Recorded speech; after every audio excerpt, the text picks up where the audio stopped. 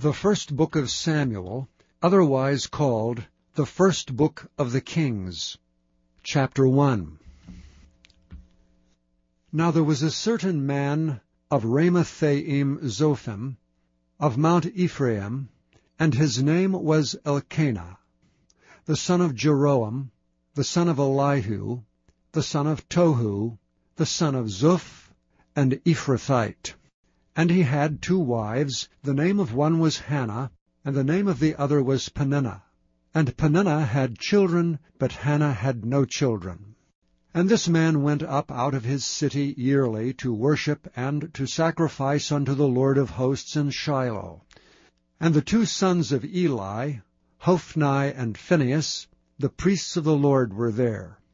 And when the time was that Elkanah offered, he gave to Peninnah his wife, and to all her sons and her daughters portions.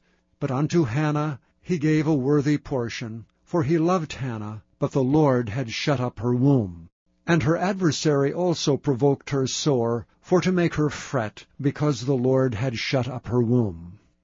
And as he did so year by year, when she went up to the house of the Lord, so she provoked her, therefore she wept and did not eat. Then said Elkanah her husband to her, Hannah, why weepest thou? And why eatest thou not? And why is thy heart grieved? Am not I better to thee than 10 sons? So Hannah rose up after they had eaten in Shiloh, and after they had drunk. Now Eli the priest sat upon a seat by a post of the temple of the Lord. And she was in bitterness of soul, and prayed unto the Lord, and wept sore. And she vowed a vow, and said, O Lord of hosts, if thou wilt indeed look on the affliction of thine handmaid, and remember me, and not forget thine handmaid, but will give unto thine handmaid a man-child, then I will give him unto the Lord all the days of his life, and there shall no razor come upon his head. And it came to pass, as she continued praying before the Lord, that Eli marked her mouth. Now Hannah she spake in her heart, only her lips moved, but her voice was not heard. Therefore Eli thought she had been drunken. And Eli said unto her, How long wilt thou be drunken? Put away thy wine from thee. And Hannah answered and said, No, my lord, I am a woman of a sorrowful spirit. I have drunk neither wine nor strong drink, but have poured out my soul before the Lord. Count not thine handmaid for a daughter of Belial, for out of the abundance of my complaint and grief have I spoken hitherto. Then Eli answered and said, Go in peace, and the God of Israel grant thee thy petition that thou hast asked of him. And she said, Let thine handmaid find grace in thy sight. So the woman went her way, and did eat, and her countenance was no more sad.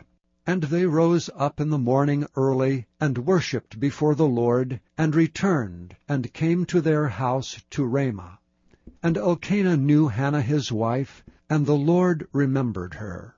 Wherefore it came to pass, when the time was come about after Hannah had conceived, that she bare a son, and called his name Samuel, saying, Because I have asked him of the Lord.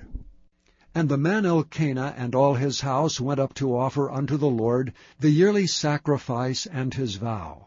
But Hannah went not up, for she said unto her husband, I will not go up until the child be weaned, and then I will bring him, that he may appear before the Lord, and there abide forever. And Elkanah her husband said unto her, Do what seemeth thee good. Tarry until thou have weaned him. Only the Lord establish his word. So the woman abode, and gave her son suck until she weaned him. And when she had weaned him, she took him up with her with 3 bullocks, and 1 ephah of flour, and a bottle of wine, and brought him unto the house of the Lord in Shiloh. And the child was young. And they slew a bullock, and brought the child to Eli. And she said, O my Lord, as thy soul liveth, my Lord, I am the woman that stood by thee here praying unto the Lord. For this child I prayed, And the Lord hath given me my petition which I asked of him. Therefore also I have lent him to the Lord. As long as he liveth he shall be lent to the Lord. And he worshipped the Lord there. Chapter 2. And Hannah prayed and said, My heart rejoiceth in the Lord. Mine horn is exalted in the Lord. My mouth is enlarged over mine enemies, because I rejoice in thy salvation. There is none holy as the Lord, for there is none beside thee, neither is there any rock like our God. Talk no more so exceeding proudly. Let not arrogancy come out of your mouth. For the Lord is a God of knowledge, and by him actions are weighed. The bows of the mighty men are broken, and they that stumble are girded with strength. They that were full have hired out themselves for bread, and they that were hungry ceased. So that the barren hath borne 7, and she that hath many children is waxed feeble. The Lord killeth and maketh alive. He bringeth down to the grave, and bringeth up. The Lord maketh poor, and maketh rich. He bringeth low, and lifteth up. He raiseth up the poor out of the dust, and lifteth up the beggar from the dunghill, to set them among princes, and to make them inherit the throne of glory. For the pillars of the earth are the Lord's, and he hath set the world upon them. He will keep the feet of his saints, and the wicked shall be silent in darkness, for by strength shall no man prevail. The adversaries of the Lord shall be broken to pieces. Out of heaven shall he thunder upon them. The Lord shall judge the ends of the earth, and he shall give strength unto his king, and exalt the horn of his anointed. And Elkanah went to Ramah to his house, and the child did minister unto the Lord before Eli the priest. Now the sons of Eli were sons of Belial. They knew not the Lord. And the priest's custom with the people was, that when any man offered sacrifice, the priest's servant came while the flesh was in seething, with a flesh hook of 3 teeth in his hand, and he struck it into the pan, or kettle, or cauldron, or pot. All that the flesh hook brought up the priest took for himself. So they did in Shiloh unto all the Israelites that came thither. Also before they burnt the fat, the priest's servant came, and said to the man that sacrificed, Give flesh to roast for the priest, for he will not have sodden flesh of thee, but raw. And if any man said unto him, Let them not fail to burn the fat presently, and then take as much as thy soul desireth, then he would answer him, Nay, but thou shalt give it me now, and if not, I will take it by force. Wherefore the sin of the young men was very great before the Lord, for men abhorred the offering of the Lord. But Samuel ministered before the Lord, being a child, girded with a linen ephod. Moreover his mother made him a little coat, and brought it to him from year to year, when she came up with her husband to offer the yearly sacrifice. And Eli blessed Elkanah and his wife, and said, The Lord give thee seed of this woman for the loan, which is lent to the Lord. And they went unto their own home. And the Lord visited Hannah, so that she conceived and bare 3 sons and 2 daughters. And the child Samuel grew before the Lord. Now Eli was very old, and heard all that his sons did unto all Israel, and how they lay with the women that assembled at the door of the tabernacle of the congregation. And he said unto them, Why do ye such things? For I hear of your evil dealings by all this people. Nay, my sons, for it is no good report that I hear. Ye make the Lord's people to transgress.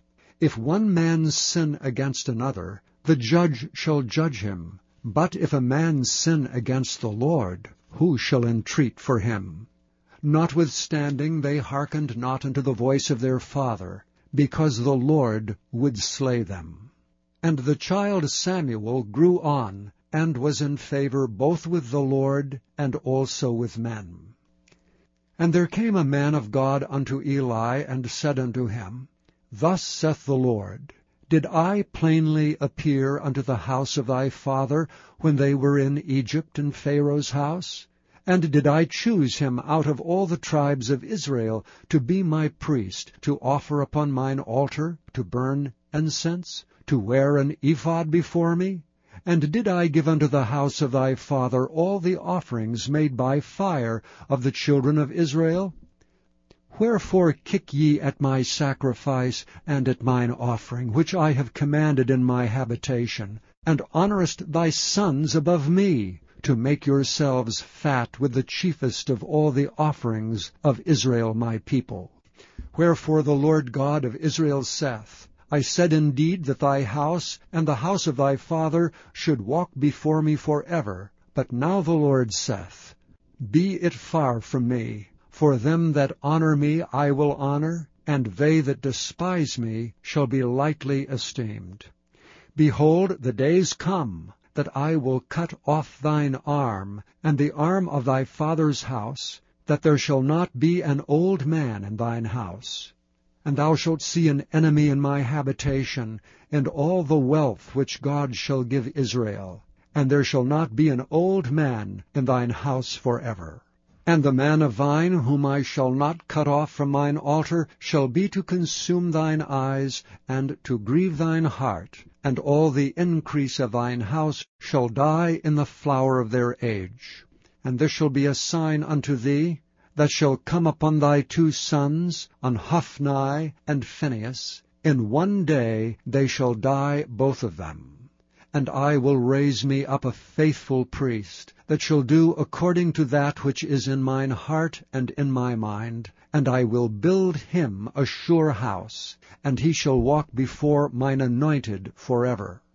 And it shall come to pass, that every one that is left in thine house shall come and crouch to him for a piece of silver and a morsel of bread, and shall say, Put me, I pray thee, into one of the priest's offices, that I may eat a piece of bread. Chapter 3. And the child Samuel ministered unto the Lord before Eli. And the word of the Lord was precious in those days. There was no open vision.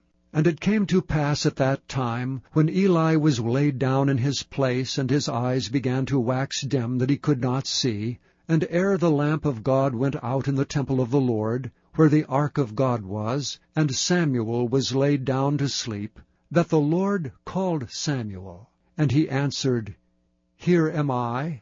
And he ran unto Eli, and said, Here am I, for thou calledst me. And he said, I called not, lie down again. And he went and lay down. And the Lord called yet again, Samuel. And Samuel arose and went to Eli, and said, Here am I, for thou didst call me. And he answered, I called not, my son, lie down again. Now Samuel did not yet know the Lord, neither was the word of the Lord yet revealed unto him. And the Lord called Samuel again the 3rd time. And he arose and went to Eli, and said, Here am I, for thou didst call me. And Eli perceived that the Lord had called the child. Therefore Eli said unto Samuel, Go, lie down, and it shall be, if he call thee, that thou shalt say, Speak, Lord, for thy servant heareth. So Samuel went and lay down in his place. And the Lord came, and stood, and called as at other times, Samuel, Samuel. Then Samuel answered, Speak, for thy servant heareth. And the Lord said to Samuel, Behold, I will do a thing in Israel, at which both the ears of every one that heareth it shall tingle. In that day I will perform against Eli all things which I have spoken concerning his house. When I begin, I will also make an end. For I have told him that I will judge his house forever for the iniquity which he knoweth, because his sons made themselves vile, and he restrained them not. And therefore I have sworn unto the house of Eli, that the iniquity of Eli's house shall not be purged with sacrifice nor offering forever. And Samuel lay until the morning, and opened the doors of the house of the Lord. and Samuel feared to show Eli the vision. Then Eli called Samuel, and said, Samuel, my son. And he answered, Here am I. And he said, What is the thing that the Lord hath said unto thee? I pray thee, hide it not from me. God do so to thee, and more also, if thou hide anything from me of all the things that he said unto thee. And Samuel told him every whit, and hid nothing from him. And he said, It is the Lord. Let him do what seemeth him good. And Samuel grew, and the Lord was with him, and did let none of his words fall to the ground. And all Israel from Dan even to Beersheba knew that Samuel was established to be a prophet of the Lord. And the Lord appeared again in Shiloh, for the Lord revealed himself to Samuel in Shiloh by the word of the Lord. Chapter 4. And the word of Samuel came to all Israel. Now Israel went out against the Philistines to battle, and pitched beside Ebenezer, and the Philistines pitched in Aphek. And the Philistines put themselves in array against Israel. And when they joined battle, Israel was smitten before the Philistines, and they slew of the army in the field about 4,000 men. And when the people were come into the camp, the elders of Israel said, Wherefore hath the Lord smitten us today before the Philistines? Let us fetch the ark of the covenant of the Lord out of Shiloh unto us, that when it cometh among us, it may save us out of the hand of our enemies. So the people sent to Shiloh, that they might bring from thence the ark of the covenant of the Lord of hosts, which dwelleth between the cherubims. And the two sons of Eli, Hophni and Phinehas, were there with the ark of the covenant of God. And when the ark of the covenant of the Lord came into the camp, all Israel shouted with a great shout, so that the earth rang again. And when the Philistines heard the noise of the shout, they said, What meaneth the noise of this great shout in the camp of the Hebrews? And they understood that the ark of the Lord was come into the camp. And the Philistines were afraid, for they said, God is come into the camp. And they said, Woe unto us! For there hath not been such a thing heretofore. Woe unto us! Who shall deliver us out of the hand of these mighty gods? These are the gods that smote the Egyptians with all the plagues in the wilderness. Be strong, and quit yourselves like men, O ye Philistines, that ye be not servants unto the Hebrews, as they have been to you. Quit yourselves like men, and fight. And the Philistines fought, and Israel was smitten, and they fled every man into his tent. And there was a very great slaughter, for there fell of Israel 30,000 footmen. And the ark of God was taken, and the two sons of Eli, Hophni and Phinehas, were slain.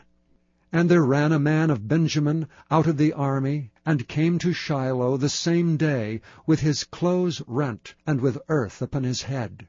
And when he came, lo, Eli sat upon a seat by the wayside watching, for his heart trembled for the ark of God. And when the man came into the city, and told it, all the city cried out. And when Eli heard the noise of the crying, he said, What meaneth the noise of this tumult? And the man came in hastily, and told Eli. Now Eli was 98 years old, and his eyes were dim that he could not see. And the man said unto Eli, I am he that came out of the army, and I fled today out of the army. And he said, What is there done, my son? And the messenger answered and said, Israel is fled before the Philistines, and there hath been also a great slaughter among the people, and thy two sons also, Hophni and Phinehas, are dead, and the ark of God is taken. And it came to pass, when he made mention of the ark of God, that he fell from off the seat backward by the side of the gate, and his neck brake, and he died. For he was an old man, and heavy, and he had judged Israel 40 years. And his daughter-in-law, Phinehas' wife, was with child, near to be delivered.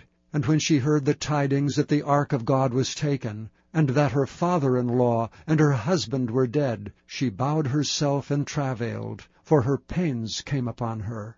And about the time of her death, the women that stood by her said unto her, Fear not, for thou hast borne a son. But she answered not, neither did she regard it. And she named the child Ichabod, saying, The glory is departed from Israel, because the ark of God was taken, and because of her father-in-law and her husband. And she said, The glory is departed from Israel, for the ark of God is taken. Chapter 5.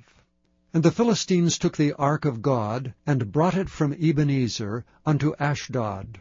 When the Philistines took the ark of God, they brought it into the house of Dagon, and set it by Dagon. And when they of Ashdod arose early on the morrow, behold, Dagon was fallen upon his face to the earth before the ark of the Lord. And they took Dagon, and set him in his place again.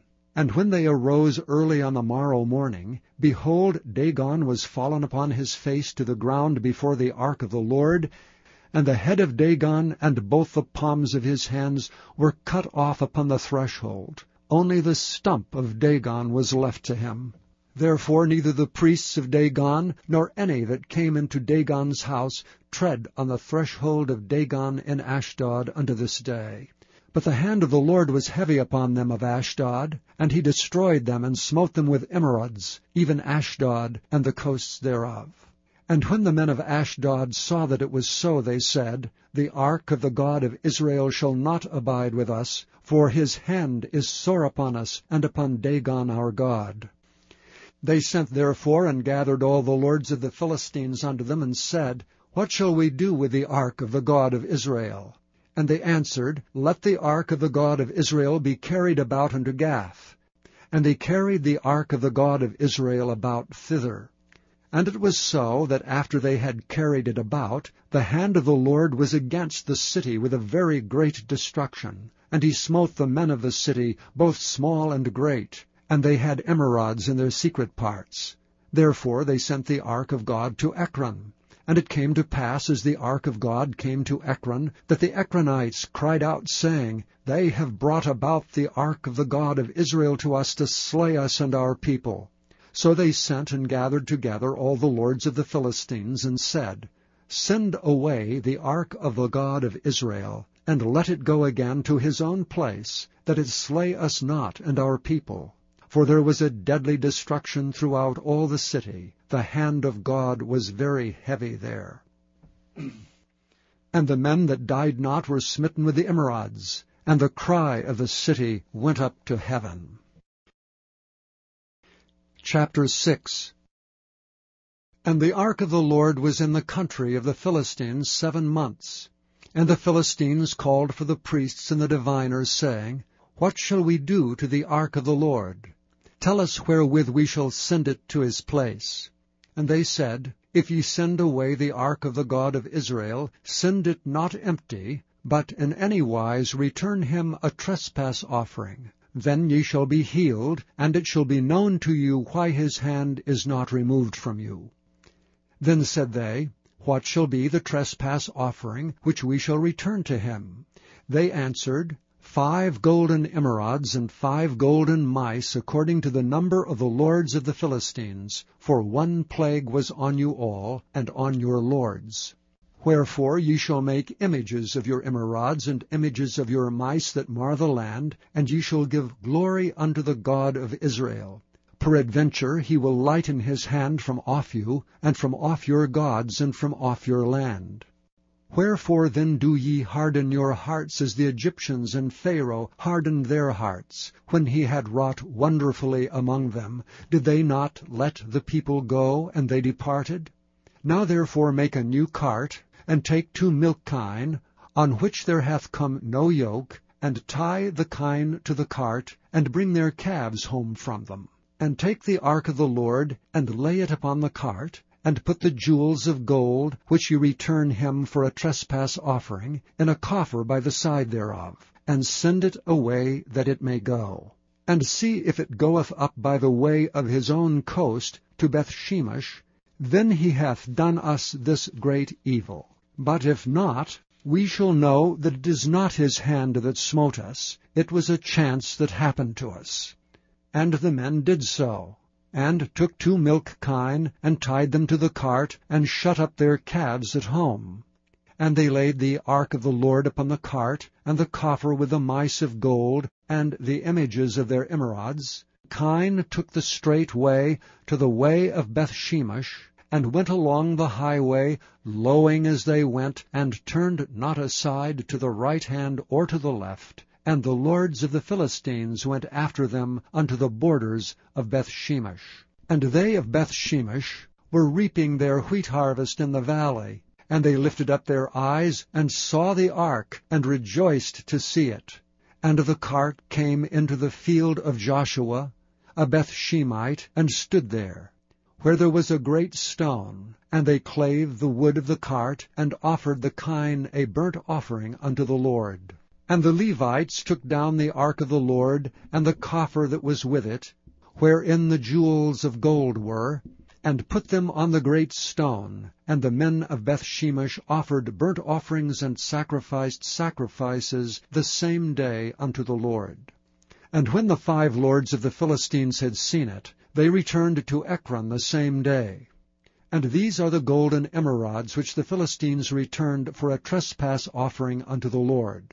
For Ashdod 1, for Gaza 1, for Askelon 1, for Gath 1, for Ekron 1. And the golden mice according to the number of all the cities of the Philistines, belonging to the 5 lords, both of fenced cities and of country villages, even unto the great stone of Abel, whereon they set down the ark of the Lord, which stone remaineth unto this day in the field of Joshua the Bethshemite. And he smote the men of Bethshemesh, because they had looked into the ark of the Lord. Even he smote of the people 50,010 men.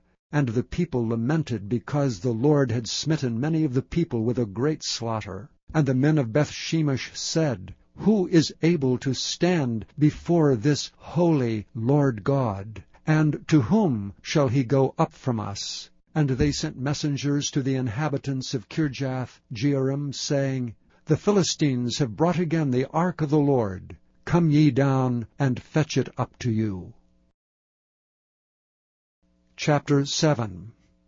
And the men of Kirjath-jearim came, and fetched up the ark of the Lord, and brought it into the house of Aminadab in the hill, and sanctified Eleazar his son to keep the ark of the Lord. And it came to pass, while the ark abode in Kirjath-jearim, that the time was long, for it was 20 years, and all the house of Israel lamented after the Lord. And Samuel spake unto all the house of Israel, saying, If ye do return unto the Lord with all your hearts, then put away the strange gods, and Ashtaroth from among you, and prepare your hearts unto the Lord, and serve him only, and he will deliver you out of the hand of the Philistines. Then the children of Israel did put away Baalim and Ashtaroth, and served the Lord only. And Samuel said, Gather all Israel to Mizpah, and I will pray for you unto the Lord. And they gathered together to Mizpah, and drew water, and poured it out before the Lord, and fasted on that day, and said there, We have sinned against the Lord. And Samuel judged the children of Israel in Mizpah. And when the Philistines heard that the children of Israel were gathered together to Mizpah, the lords of the Philistines went up against Israel. And when the children of Israel heard it, they were afraid of the Philistines. And the children of Israel said to Samuel, Cease not to cry unto the Lord our God for us, that he will save us out of the hand of the Philistines. And Samuel took a sucking lamb, and offered it for a burnt offering, holy unto the Lord. And Samuel cried unto the Lord for Israel, and the Lord heard him. And as Samuel was offering up the burnt offering, the Philistines drew near to battle against Israel. But the Lord thundered with a great thunder on that day upon the Philistines, and discomfited them, and they were smitten before Israel. And the men of Israel went out of Mizpah, and pursued the Philistines, and smote them, until they came under Bethkar. Then Samuel took a stone, and set it between Mizpah and Shen, and called the name of it Ebenezer, saying, Hitherto hath the Lord helped us. So the Philistines were subdued, and they came no more into the coast of Israel, and the hand of the Lord was against the Philistines all the days of Samuel. And the cities which the Philistines had taken from Israel were restored to Israel, from Ekron even unto Gath. And the coast thereof did Israel deliver out of the hands of the Philistines. And there was peace between Israel and the Amorites. And Samuel judged Israel all the days of his life. And he went from year to year in circuit to Bethel and Gilgal and Mizpah, and judged Israel in all those places. And his return was to Ramah, for there was his house, and there he judged Israel, and there he built an altar unto the Lord.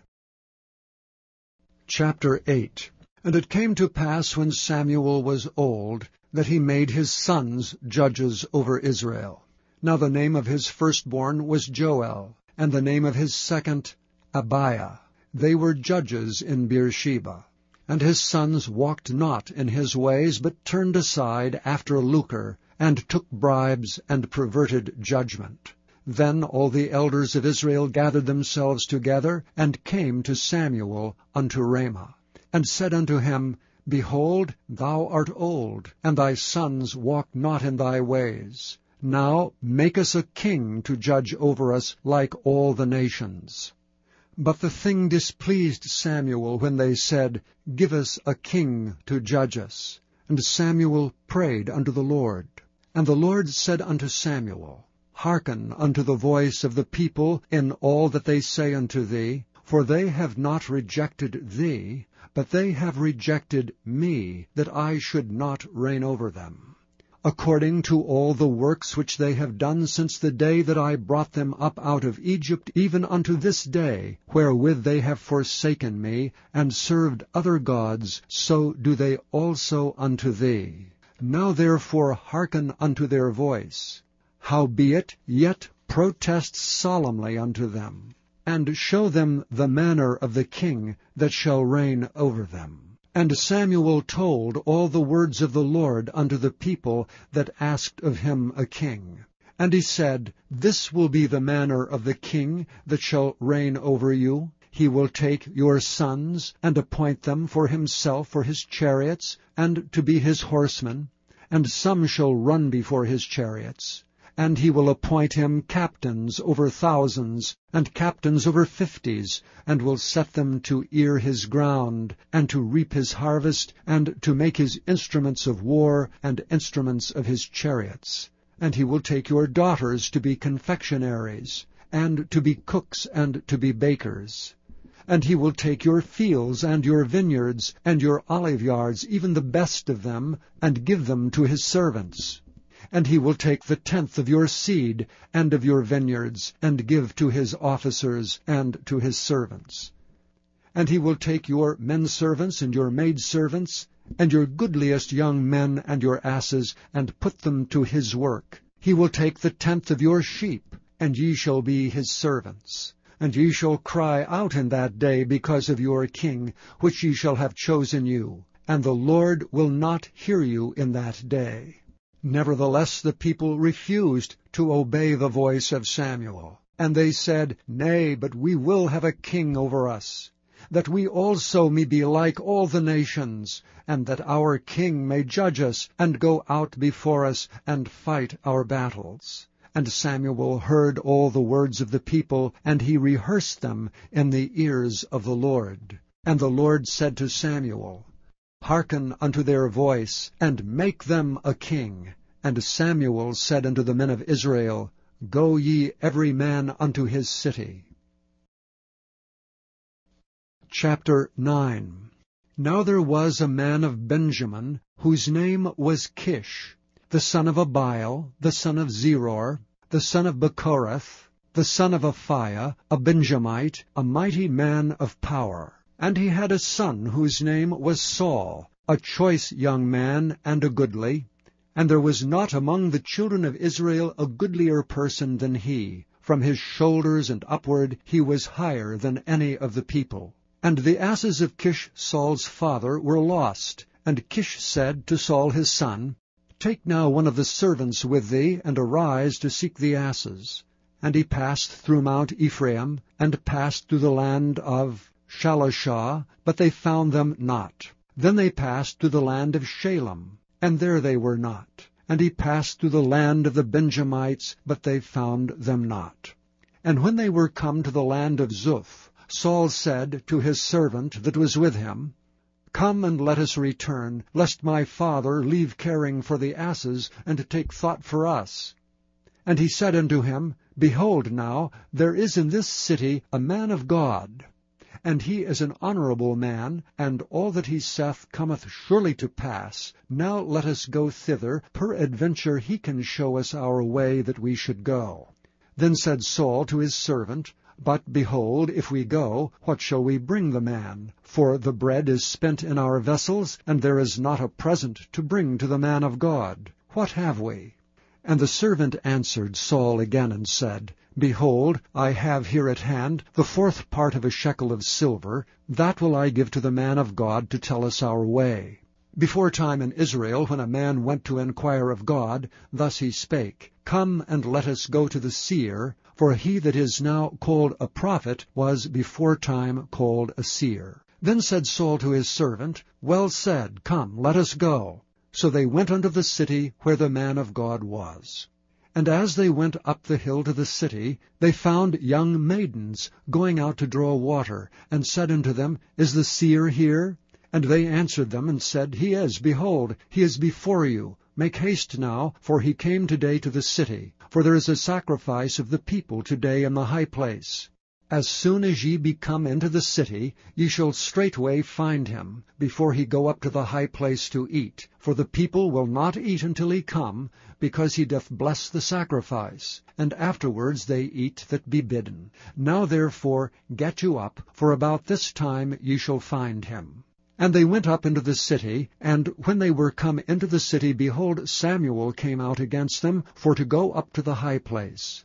Now the Lord had told Samuel in his ear a day before Saul came, saying, Tomorrow about this time I will send thee a man out of the land of Benjamin, and thou shalt anoint him to be captain over my people Israel, that he may save my people out of the hand of the Philistines. For I have looked upon my people, because their cry is come unto me.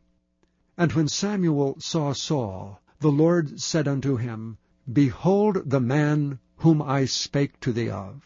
This same shall reign over my people. Then Saul drew near to Samuel in the gate, and said, Tell me, I pray thee, where the seer's house is. And Samuel answered Saul, and said, I am the seer. Go up before me unto the high place, for ye shall eat with me today, and tomorrow I will let thee go, and will tell thee all that is in thine heart. And as for thine asses that were lost 3 days ago, set not thy mind on them, for they are found. And on whom is all the desire of Israel?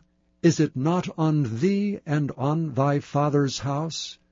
And Saul answered and said, Am not I a Benjamite, of the smallest of the tribes of Israel, and my family the least of all the families of the tribe of Benjamin? Wherefore then speakest thou so to me? And Samuel took Saul and his servant, and brought them into the parlor, and made them sit in the chiefest place among them that were bidden, which were about 30 persons. And Samuel said unto the cook, Bring the portion which I gave thee, of which I said unto thee, Set it by thee. And the cook took up the shoulder, and that which was upon it, and set it before Saul. And Samuel said, Behold that which is left, set it before thee, and eat. For unto this time hath it been kept for thee, since I said, I have invited the people. So Saul did eat with Samuel that day. And when they were come down from the high place unto the city, Samuel communed with Saul upon the top of the house. And they rose early, and it came to pass about the spring of the day, that Samuel called Saul to the top of the house, saying, Up, that I may send thee away. And Saul arose, and they went out both of them, he and Samuel, abroad. And as they were going down to the end of the city, Samuel said to Saul, Bid the servant pass on before us. And he passed on. But stand thou still a while, that I may show thee the word of God. Chapter 10. Then Samuel took a vial of oil, and poured it upon his head, and kissed him, and said, Is it not because the Lord hath anointed thee to be captain over his inheritance? When thou art departed from me today, then thou shalt find 2 men by Rachel's sepulchre, in the border of Benjamin at Zelah. And they will say unto thee, The asses which thou wentest to seek are found, and lo, thy father hath left the care of the asses, and sorroweth for you, saying, What shall I do for my son? Then shalt thou go on forward from thence, and thou shalt come to the plain of Tabor, and there shall meet thee 3 men going up to God, to Bethel, one carrying 3 kids, and another carrying 3 loaves of bread, and another carrying a bottle of wine. And they will salute thee, and give thee 2 loaves of bread, which thou shalt receive of their hands. After that thou shalt come to the hill of God, where is the garrison of the Philistines. And it shall come to pass, when thou art come thither to the city, that thou shalt meet a company of prophets coming down from the high place, with a psaltery, and a tabret, and a pipe, and a harp before them, and they shall prophesy, and the Spirit of God will come upon thee. And thou shalt prophesy with them, and thou shalt be turned into another man. And let it be, when these signs are come unto thee, that thou do as occasion serve thee, for God is with thee. And thou shalt go down before me to Gilgal, and behold, I will come down unto thee to offer burnt offerings, and to sacrifice sacrifices of peace offerings. 7 days shalt thou tarry, till I come to thee, and show thee what thou shalt do. And it was so, that when he had turned his back to go from Samuel, God gave him another heart. And all those signs came to pass that day. And when they came thither to the hill, behold, a company of prophets met him, and the Spirit of God came upon him, and he prophesied among them. And it came to pass, when all that knew him beforetime saw that, behold, he prophesied among the prophets, then the people said one to another, What is this that is come unto the son of Kish? Is Saul also among the prophets? And one of the same place answered and said, But who is their father? Therefore it became a proverb, Is Saul also among the prophets? And when he had made an end of prophesying, he came to the high place. And Saul's uncles said unto him and to his servant, Whither went ye? And he said, To seek the asses, and when we saw that they were nowhere, we came to Samuel. And Saul's uncle said, Tell me, I pray thee, what Samuel said unto you. And Saul said unto his uncle, He told us plainly that the asses were found, but of the matter of the kingdom whereof Samuel spake, he told him not. And Samuel called the people together unto the Lord to Mizpah, and said unto the children of Israel, Thus saith the Lord God of Israel, I brought up Israel out of Egypt, and delivered you out of the hand of the Egyptians, and out of the hand of all kingdoms, and of them that oppressed you. And ye have this day rejected your God, who himself saved you out of all your adversities and your tribulations. And ye have said unto him, Nay, but set a king over us. Now therefore present yourselves before the Lord by your tribes and by your thousands. And when Samuel had caused all the tribes of Israel to come near, the tribe of Benjamin was taken. When he had caused the tribe of Benjamin to come near by their families, the tribe of Matri was taken, and Saul the son of Kish was taken. And when they sought him, he could not be found. Therefore they inquired of the Lord further, if the man should yet come thither. And the Lord answered, Behold, he hath hid himself among the stuff. And they ran and fetched him thence. And when he stood among the people, he was higher than any of the people from his shoulders and upward. And Samuel said to all the people, See ye him whom the Lord hath chosen, that there is none like him among all the people? And all the people shouted and said, God save the king. Then Samuel told the people the manner of the kingdom, and wrote it in a book, and laid it up before the Lord. And Samuel sent all the people away, every man to his house. And Saul also went home to Gibeah, and there went with him a band of men whose hearts God had touched. But the children of Belial said, How shall this man save us? And they despised him, and brought him no presents, but he held his peace. Chapter 11. Then Nahash the Ammonite came up and encamped against Jabesh-Gilead. And all the men of Jabesh said unto Nahash, Make a covenant with us, and we will serve thee.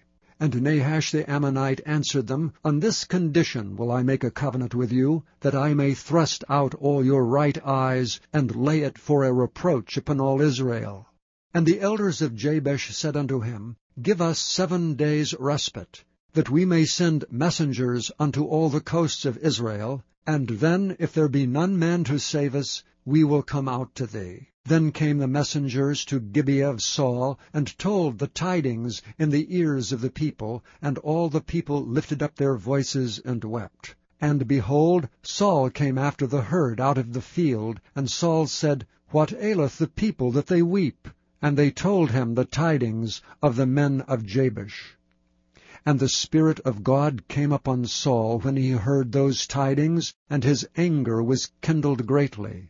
And he took a yoke of oxen, and hewed them in pieces, and sent them throughout all the coasts of Israel by the hands of messengers, saying, Whosoever cometh not forth after Saul and after Samuel, so shall it be done unto his oxen. And the fear of the Lord fell on the people, and they came out with one consent. And when he numbered them in Bezek, the children of Israel were 300,000, and the men of Judah 30,000. And they said unto the messengers that came, Thus shall ye say unto the men of Jabesh-Gilead, Tomorrow by that time the sun be hot, ye shall have help. And the messengers came and showed it to the men of Jabesh, and they were glad. Therefore the men of Jabesh said, Tomorrow we will come out unto you, and ye shall do with us all that seemeth good unto you. And it was so on the morrow, that Saul put the people in 3 companies, and they came into the midst of the host in the morning watch, and slew the Ammonites until the heat of the day. And it came to pass that they which remained were scattered, so that 2 of them were not left together. And the people said unto Samuel, Who is he that said, Shall Saul reign over us? Bring the men, that we may put them to death. And Saul said, There shall not a man be put to death this day, for today the Lord hath wrought salvation in Israel. Then said Samuel to the people, Come, and let us go to Gilgal, and renew the kingdom there. And all the people went to Gilgal. And there they made Saul king before the Lord in Gilgal, and there they sacrificed sacrifices of peace offerings before the Lord. And there Saul and all the men of Israel rejoiced greatly. Chapter 12. And Samuel said unto all Israel, Behold, I have hearkened unto your voice in all that ye said unto me, and have made a king over you. And now, behold, the king walketh before you, and I am old and grey-headed, and behold, my sons are with you, and I have walked before you from my childhood unto this day. Behold, here I am, witness against me before the Lord and before his anointed. Whose ox have I taken? Or whose ass have I taken? Or whom have I defrauded? Whom have I oppressed? Or of whose hand have I received any bribe to blind mine eyes therewith? And I will restore it you. And they said, Thou hast not defrauded us, nor oppressed us, neither hast thou taken aught of any man's hand. And he said unto them, The Lord is witness against you, and his anointed is witness this day, that ye have not found aught in my hand. And they answered, He is witness. And Samuel said unto the people, It is the Lord that advanced Moses and Aaron, and that brought your fathers up out of the land of Egypt. Now therefore stand still, that I may reason with you before the Lord of all the righteous acts of the Lord which he did to you and to your fathers. When Jacob was come into Egypt, and your fathers cried unto the Lord, then the Lord sent Moses and Aaron, which brought forth your fathers out of Egypt, and made them dwell in this place. And when they forgat the Lord their God, he sold them into the hand of Sisera, captain of the host of Hazor, and into the hand of the Philistines, and into the hand of the king of Moab, and they fought against them. And they cried unto the Lord, and said, We have sinned, because we have forsaken the Lord, and have served Baalim and Ashtaroth. But now deliver us out of the hand of our enemies, and we will serve thee. And the Lord sent Jerubbaal, and Bedin, and Jephthah, and Samuel, and delivered you out of the hand of your enemies, on every side, and ye dwelled safe. And when ye saw that Nahash, the king of the children of Ammon, came against you, ye said unto me, Nay, but a king shall reign over us, when the Lord your God was your king. Now therefore behold the king whom ye have chosen, and whom ye have desired, and behold, the Lord hath set a king over you. If ye will fear the Lord, and serve him, and obey his voice, and not rebel against the commandment of the Lord, then shall both ye and also the king that reigneth over you continue, following the Lord your God. But if ye will not obey the voice of the Lord, but rebel against the commandment of the Lord, then shall the hand of the Lord be against you, as it was against your fathers. Now therefore stand and see this great thing which the Lord will do before your eyes. Is it not wheat harvest today? I will call unto the Lord, and he shall send thunder and rain, that ye may perceive and see that your wickedness is great, which ye have done in the sight of the Lord in asking you a king. So Samuel called unto the Lord, and the Lord sent thunder and rain that day, and all the people greatly feared the Lord and Samuel. And all the people said unto Samuel, Pray for thy servants unto the Lord thy God, that we die not, for we have added unto all our sins this evil, to ask us a king. And Samuel said unto the people, Fear not. Ye have done all this wickedness, yet turn not aside from following the Lord, but serve the Lord with all your heart. And turn ye not aside, for then should ye go after vain things, which cannot profit nor deliver, for they are vain. For the Lord will not forsake his people for his great name's sake, because it hath pleased the Lord to make you his people. Moreover, as for me, God forbid that I should sin against the Lord in ceasing to pray for you. But I will teach you the good and the right way. Only fear the Lord, and serve him in truth with all your heart. For consider how great things he hath done for you. But if ye shall still do wickedly, ye shall be consumed, both ye and your king. Chapter 13. Saul reigned 1 year, and when he had reigned 2 years over Israel, Saul chose him 3,000 men of Israel, whereof 2,000 were with Saul in Michmash and in Mount Bethel, and 1,000 were with Jonathan in Gibeah of Benjamin. And the rest of the people he sent every man to his tent. And Jonathan smote the garrison of the Philistines that was in Geba, and the Philistines heard of it. And Saul blew the trumpet throughout all the land, saying, Let the Hebrews hear. And all Israel heard say that Saul had smitten a garrison of the Philistines, and that Israel also was had in abomination with the Philistines. And the people were called together after Saul to Gilgal. And the Philistines gathered themselves together to fight with Israel, 30,000 chariots and 6,000 horsemen, and people as the sand which is on the seashore in multitude. And they came up and pitched in Michmash eastward from Bethaven. When the men of Israel saw that they were in a strait, for the people were distressed, then the people did hide themselves in caves, and in thickets, and in rocks, and in high places, and in pits. And some of the Hebrews went over Jordan to the land of Gad and Gilead. As for Saul, he was yet in Gilgal, and all the people followed him trembling. And he tarried 7 days according to the set time that Samuel had appointed. But Samuel came not to Gilgal, and the people were scattered from him. And Saul said, Bring hither a burnt offering to me, and peace offerings. And he offered the burnt offering. And it came to pass that as soon as he had made an end of offering the burnt offering, behold, Samuel came, and Saul went out to meet him, that he might salute him.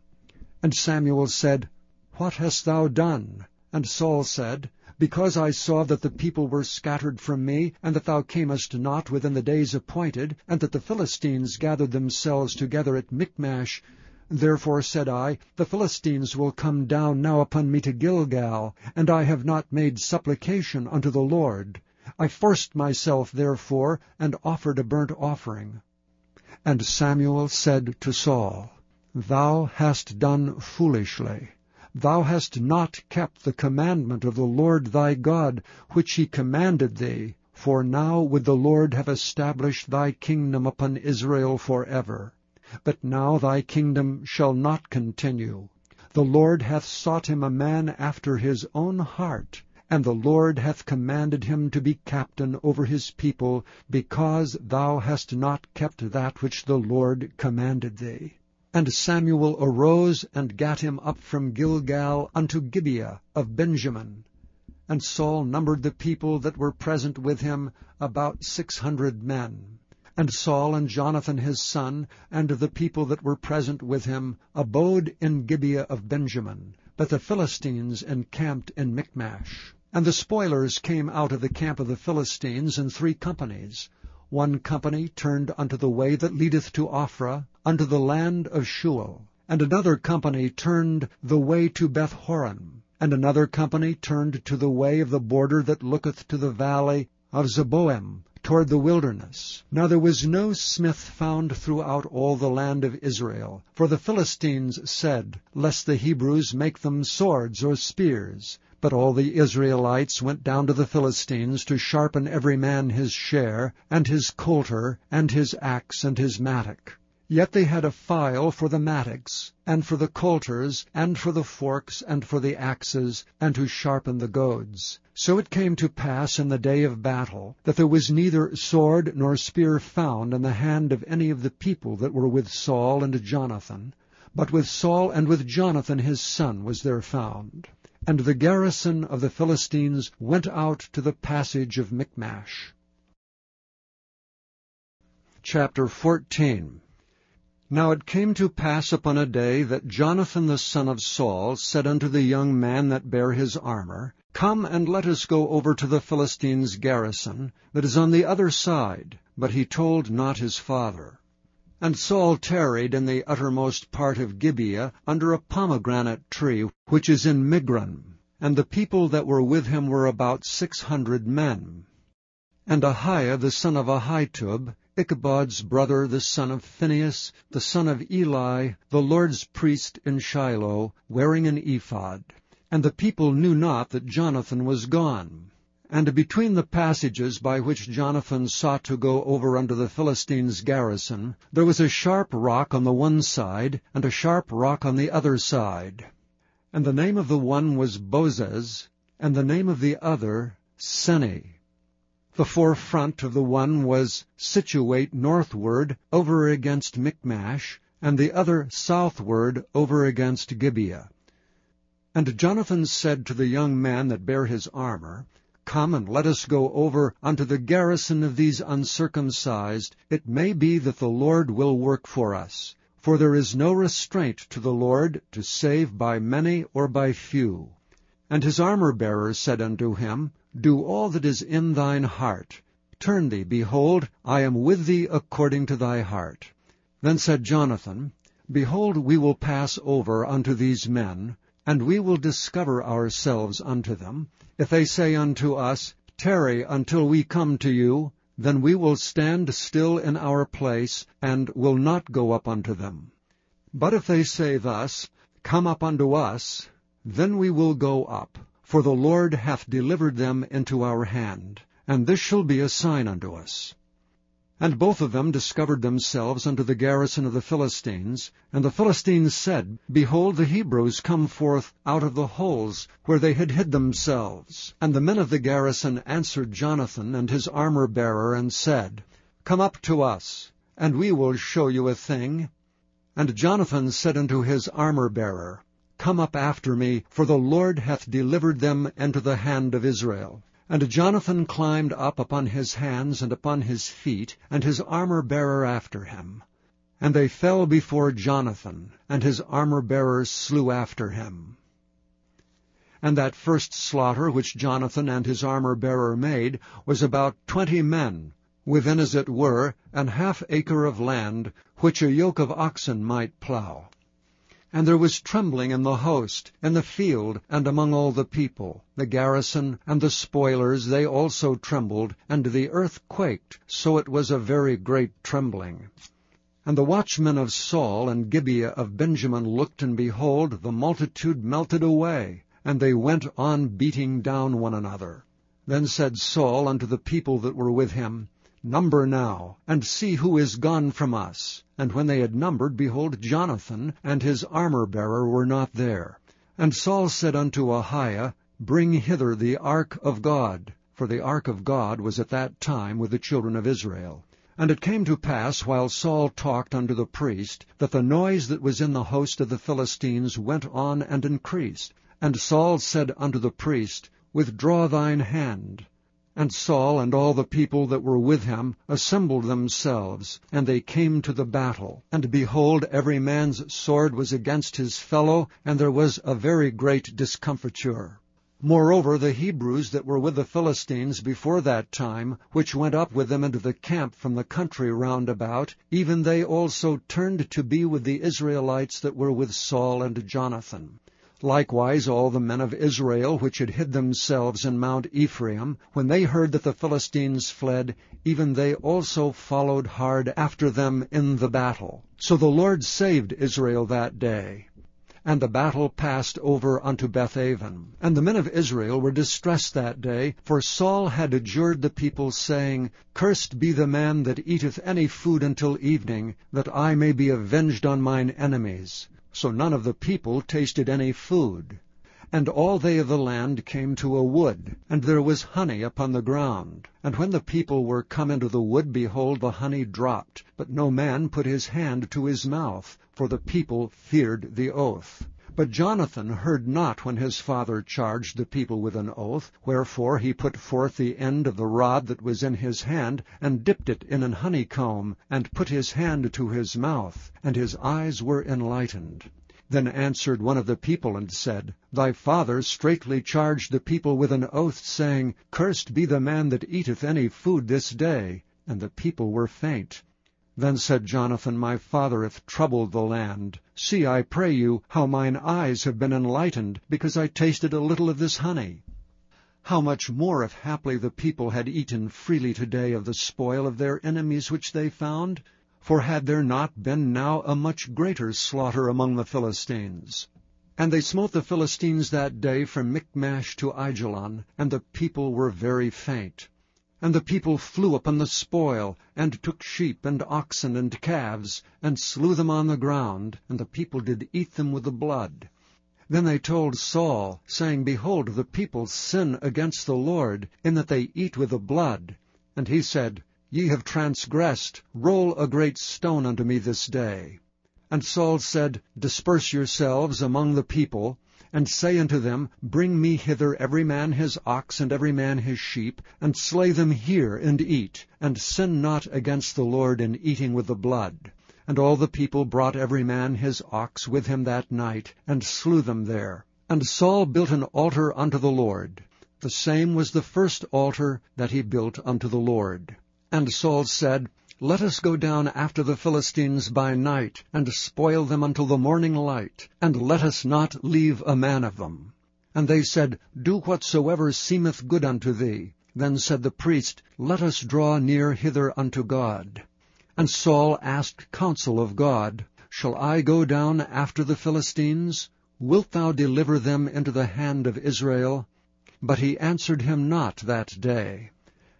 And Saul said, Draw ye near hither all the chief of the people, and know and see wherein this sin hath been this day. For as the Lord liveth, which saveth Israel, though it be in Jonathan my son, he shall surely die. But there was not a man among the people that answered him. Then said he unto all Israel, Be ye on one side, and I and Jonathan my son will be on the other side. And the people said unto Saul, Do what seemeth good unto thee. Therefore Saul said unto the Lord God of Israel, Give a perfect lot. And Saul and Jonathan were taken, but the people escaped. And Saul said, Cast lots between me and Jonathan my son. And Jonathan was taken.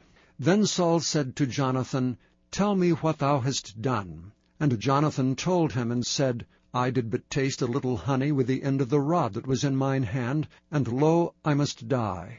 And Saul answered, God do so and more also, for thou shalt surely die, Jonathan. And the people said unto Saul, Shall Jonathan die, who hath wrought this great salvation in Israel? God forbid. As the Lord liveth, there shall not one hair of his head fall to the ground.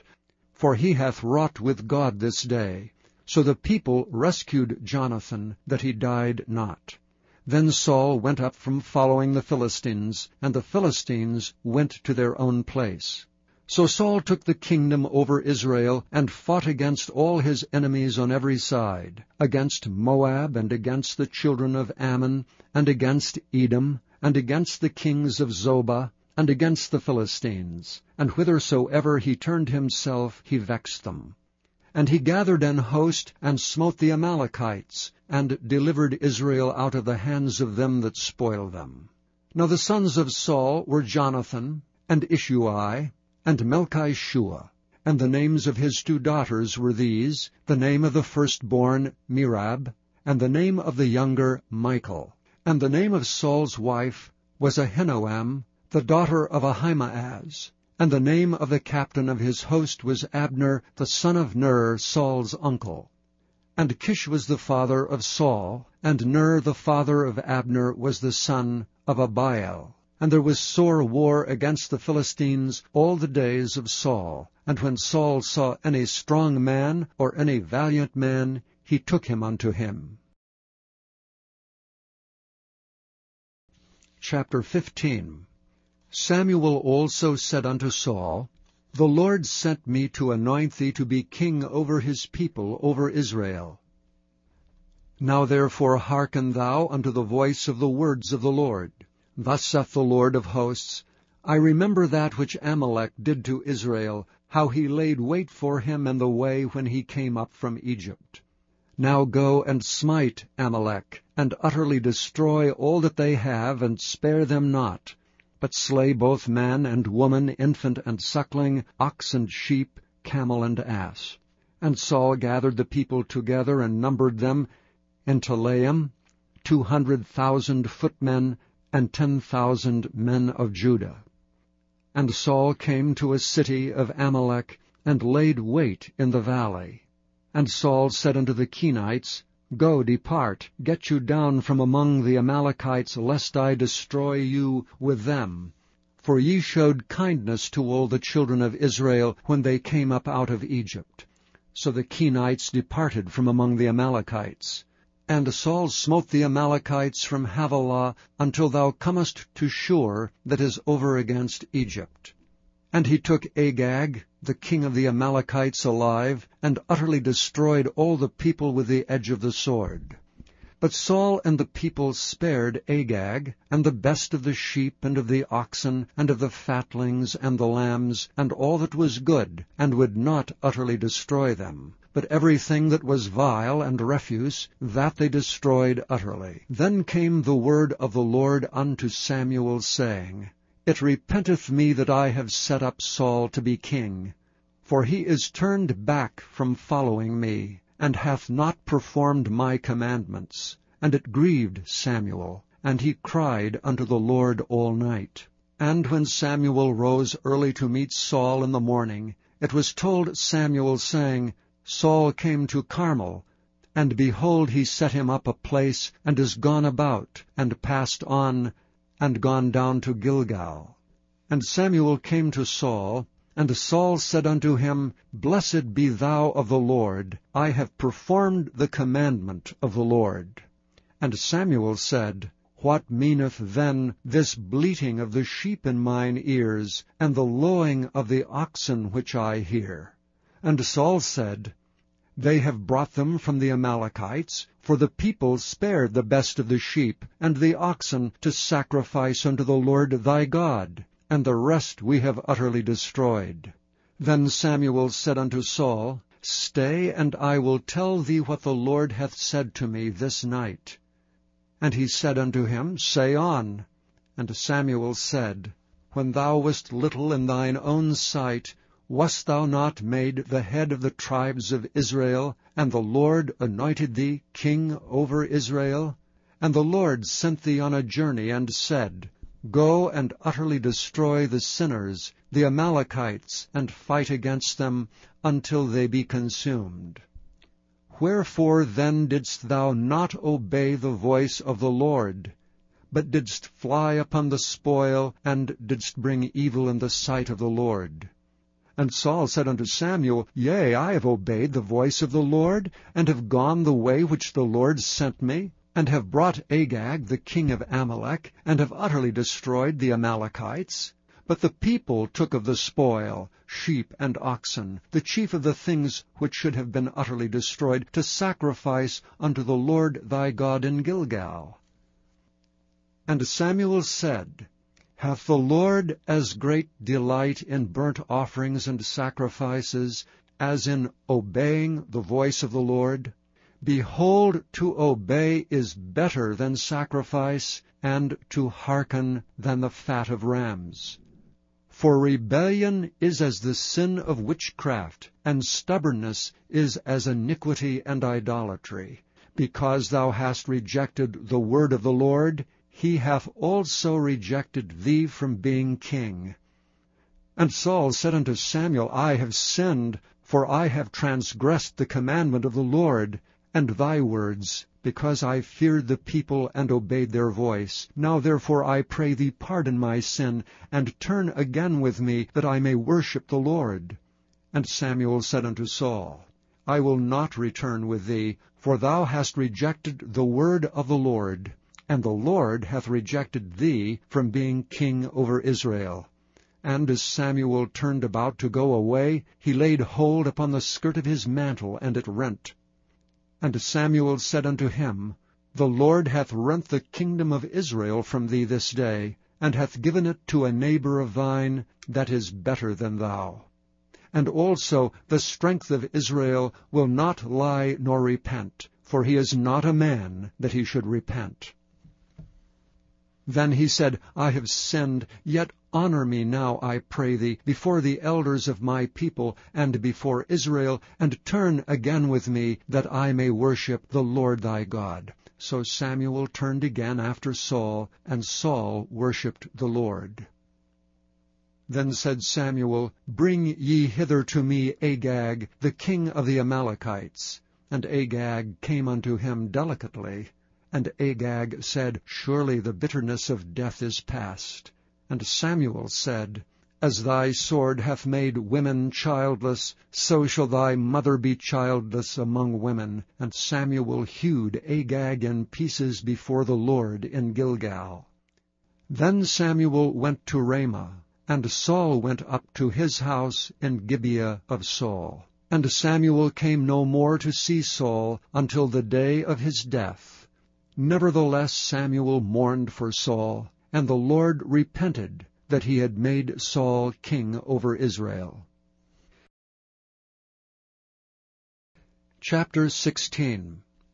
And the Lord said unto Samuel, How long wilt thou mourn for Saul, seeing I have rejected him from reigning over Israel? Fill thine horn with oil, and go. I will send thee to Jesse the Bethlehemite, for I have provided me a king among his sons. And Samuel said, How can I go? If Saul hear it, he will kill me. And the Lord said, take an heifer with thee, and say, I am come to sacrifice to the Lord. And call Jesse to the sacrifice, and I will show thee what thou shalt do. And thou shalt anoint unto me him whom I name unto thee. And Samuel did that which the Lord spake, and came to Bethlehem. And the elders of the town trembled at his coming, and said, Comest thou peaceably? And he said, Peaceably. I am come to sacrifice unto the Lord. Sanctify yourselves, and come with me to the sacrifice. And he sanctified Jesse and his sons, and called them to the sacrifice. And it came to pass, when they were come, that he looked on Eliab, and said, Surely the Lord's anointed is before him. But the Lord said unto Samuel, Look not on his countenance, or on the height of his stature, because I have refused him. For the Lord seeth not as man seeth. For man looketh on the outward appearance, but the Lord looketh on the heart. Then Jesse called Abinadab, and made him pass before Samuel. And he said, Neither hath the Lord chosen this. Then Jesse made Shammah to pass by, and he said, Neither hath the Lord chosen this. Again Jesse made 7 of his sons to pass before Samuel, and Samuel said unto Jesse, The Lord hath not chosen these. And Samuel said unto Jesse, Are here all thy children? And he said, There remaineth yet the youngest, and behold, he keepeth the sheep. And Samuel said unto Jesse, Send and fetch him, for we will not sit down till he come hither. And he sent and brought him in. Now he was ruddy, and withal of a beautiful countenance, and goodly to look to. And the Lord said, Arise, anoint him, for this is he. Then Samuel took the horn of oil, and anointed him in the midst of his brethren. And the Spirit of the Lord came upon David from that day forward. So Samuel rose up and went to Ramah. But the Spirit of the Lord departed from Saul, and an evil spirit from the Lord troubled him. And Saul's servants said unto him, Behold, now an evil spirit from God troubleth thee. Let our Lord now command thy servants, which are before thee, to seek out a man who is a cunning player on an harp. And it shall come to pass, when the evil spirit from God is upon thee, that he shall play with his hand, and thou shalt be well. And Saul said unto his servants, Provide me now a man that can play well, and bring him to me. Then answered one of the servants, and said, Behold, I have seen a son of Jesse the Bethlehemite, that is cunning in playing, and a mighty valiant man, and a man of war, and prudent in matters, and a comely person, and the Lord is with him. Wherefore Saul sent messengers unto Jesse, and said, Send me David thy son, which is with the sheep. And Jesse took an ass laden with bread, and a bottle of wine, and a kid, and sent them by David his son unto Saul. And David came to Saul, and stood before him. And he loved him greatly, and he became his armor-bearer. And Saul sent to Jesse, saying, Let David, I pray thee, stand before me, for he hath found favor in my sight. And it came to pass, when the evil spirit from God was upon Saul, that David took an harp and played with his hand. So Saul was refreshed, and was well, and the evil spirit departed from him. Chapter 17. Now the Philistines gathered together their armies to battle, and were gathered together at Shochoh, which belongeth to Judah, and pitched between Shochoh and Azekah in Ephes-dammim. And Saul and the men of Israel were gathered together, and pitched by the valley of Elah, and set the battle in array against the Philistines. And the Philistines stood on a mountain on the one side, and Israel stood on a mountain on the other side, and there was a valley between them. And there went out a champion out of the camp of the Philistines, named Goliath of Gath, whose height was 6 cubits and a span. And he had an helmet of brass upon his head, and he was armed with a coat of mail, and the weight of the coat was 5,000 shekels of brass. And he had greaves of brass upon his legs, and a target of brass between his shoulders. And the staff of his spear was like a weaver's beam, and his spear's head weighed 600 shekels of iron, and one bearing a shield went before him. And he stood and cried unto the armies of Israel, and said unto them, Why are ye come out to set your battle in array? Am not I a Philistine, and ye servants to Saul? Choose you a man for you, and let him come down to me.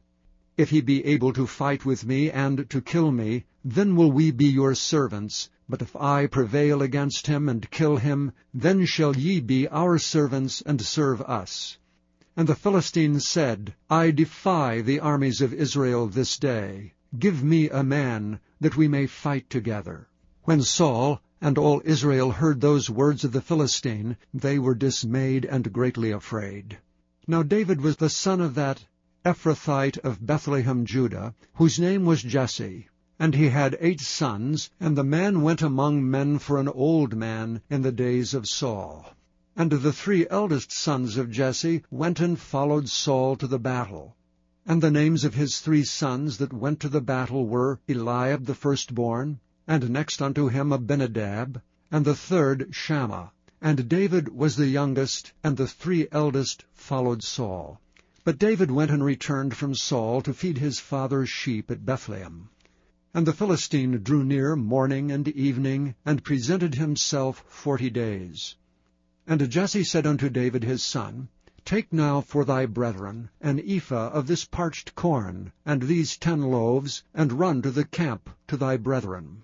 And carry these 10 cheeses unto the captain of their 1,000, and look how thy brethren fare, and take their pledge. Now Saul and they, and all the men of Israel, were in the valley of Elah fighting with the Philistines. And David rose up early in the morning, and left the sheep with a keeper, and took and went as Jesse had commanded him.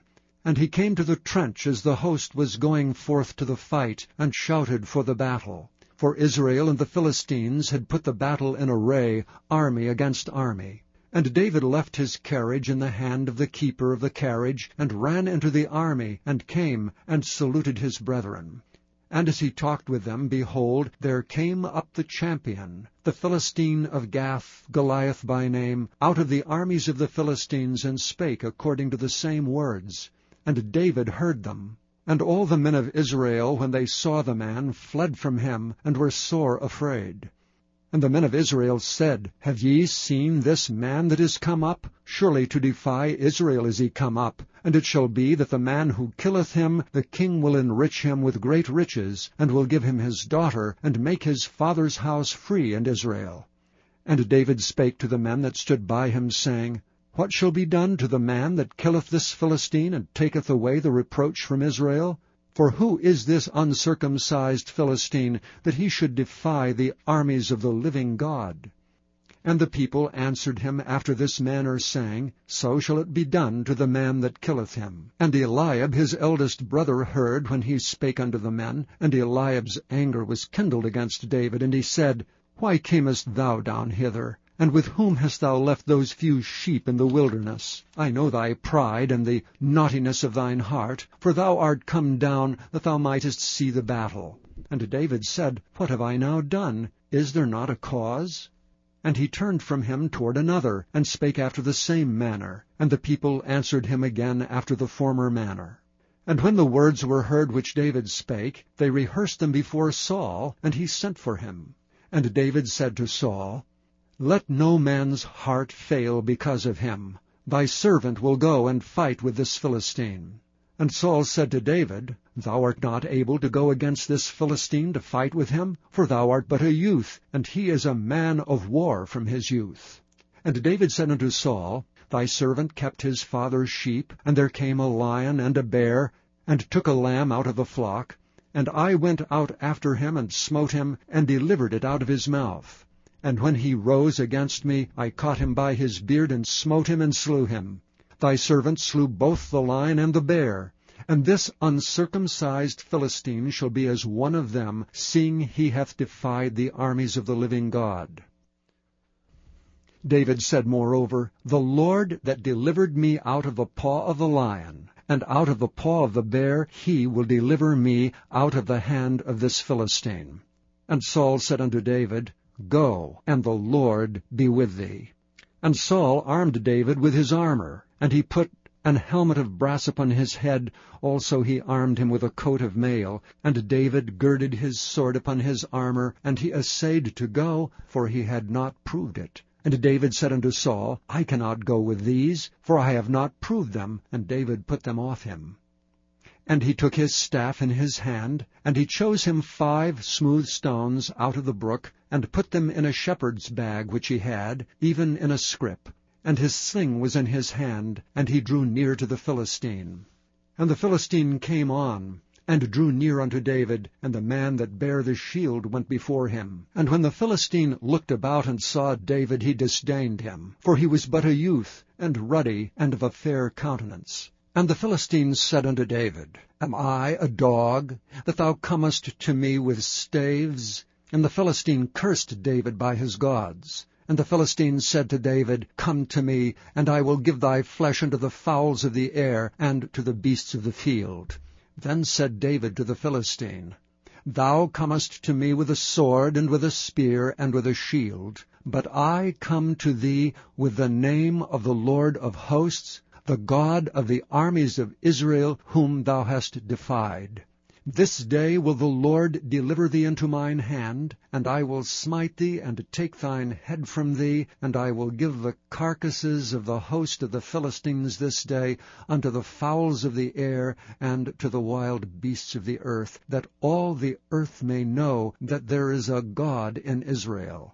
And all this assembly shall know that the Lord saveth not with sword and spear, for the battle is the Lord's, and he will give you into our hands. And it came to pass, when the Philistine arose and came and drew nigh to meet David, that David hasted and ran toward the army to meet the Philistine. And David put his hand in his bag, and took thence a stone, and slang it, and smote the Philistine in his forehead, that the stone sunk into his forehead, and he fell upon his face to the earth. So David prevailed over the Philistine with a sling and with a stone, and smote the Philistine, and slew him. But there was no sword in the hand of David. Therefore David ran, and stood upon the Philistine, and took his sword, and drew it out of the sheath thereof, and slew him, and cut off his head therewith. And when the Philistines saw their champion was dead, they fled.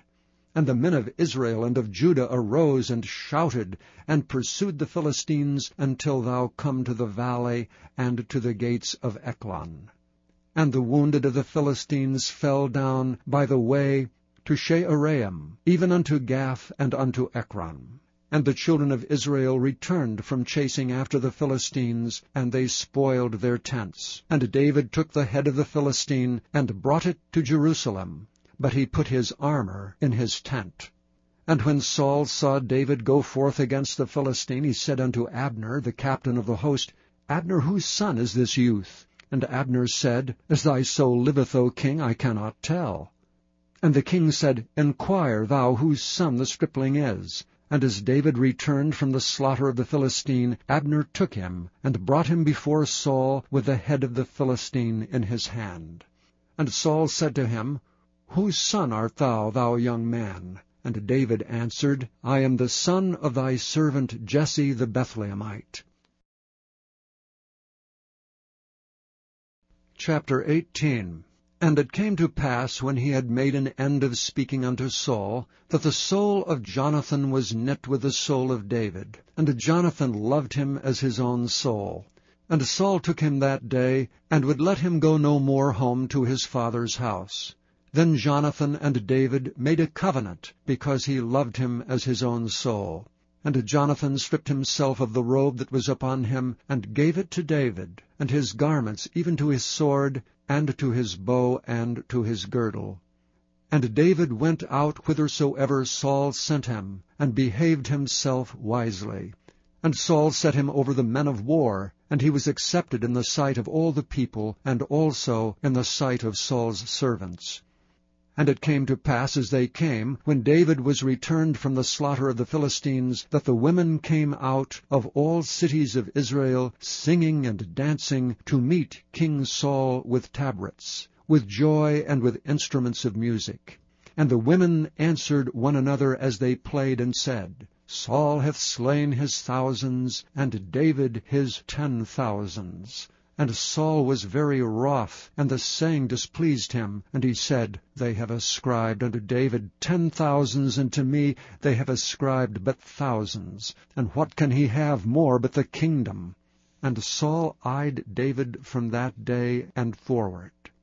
And it came to pass on the morrow, that the evil spirit from God came upon Saul, and he prophesied in the midst of the house, and David played with his hand as at other times, and there was a javelin in Saul's hand. And Saul cast the javelin, for he said, I will smite David even to the wall with it. And David avoided out of his presence twice.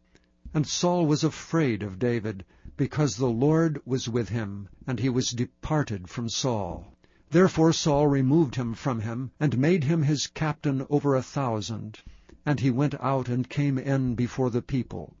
And David behaved himself wisely in all his ways, and the Lord was with him. Wherefore when Saul saw that he behaved himself very wisely, he was afraid of him. But all Israel and Judah loved David, because he went out and came in before them. And Saul said to David, Behold my daughter Merab, her will I give thee to wife, only be thou valiant for me, and fight the Lord's battles. For Saul said, Let not mine hand be upon him, but let the hand of the Philistines be upon him. And David said unto Saul, Who am I? And what is my life, or my father's family in Israel, that I should be son-in-law to the king? But it came to pass at the time when Merab, Saul's daughter, should have been given to David, that he was given unto Adriel the Maholathite to wife. And Michal, Saul's daughter, loved David, and they told Saul, and the thing pleased him. And Saul said, I will give him her, that she may be a snare to him, and that the hand of the Philistines may be against him. Wherefore Saul said to David, Thou shalt this day be my son-in-law, in the one of the twain.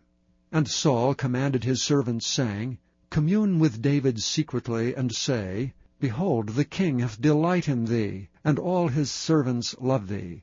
Now therefore be the king's son-in-law.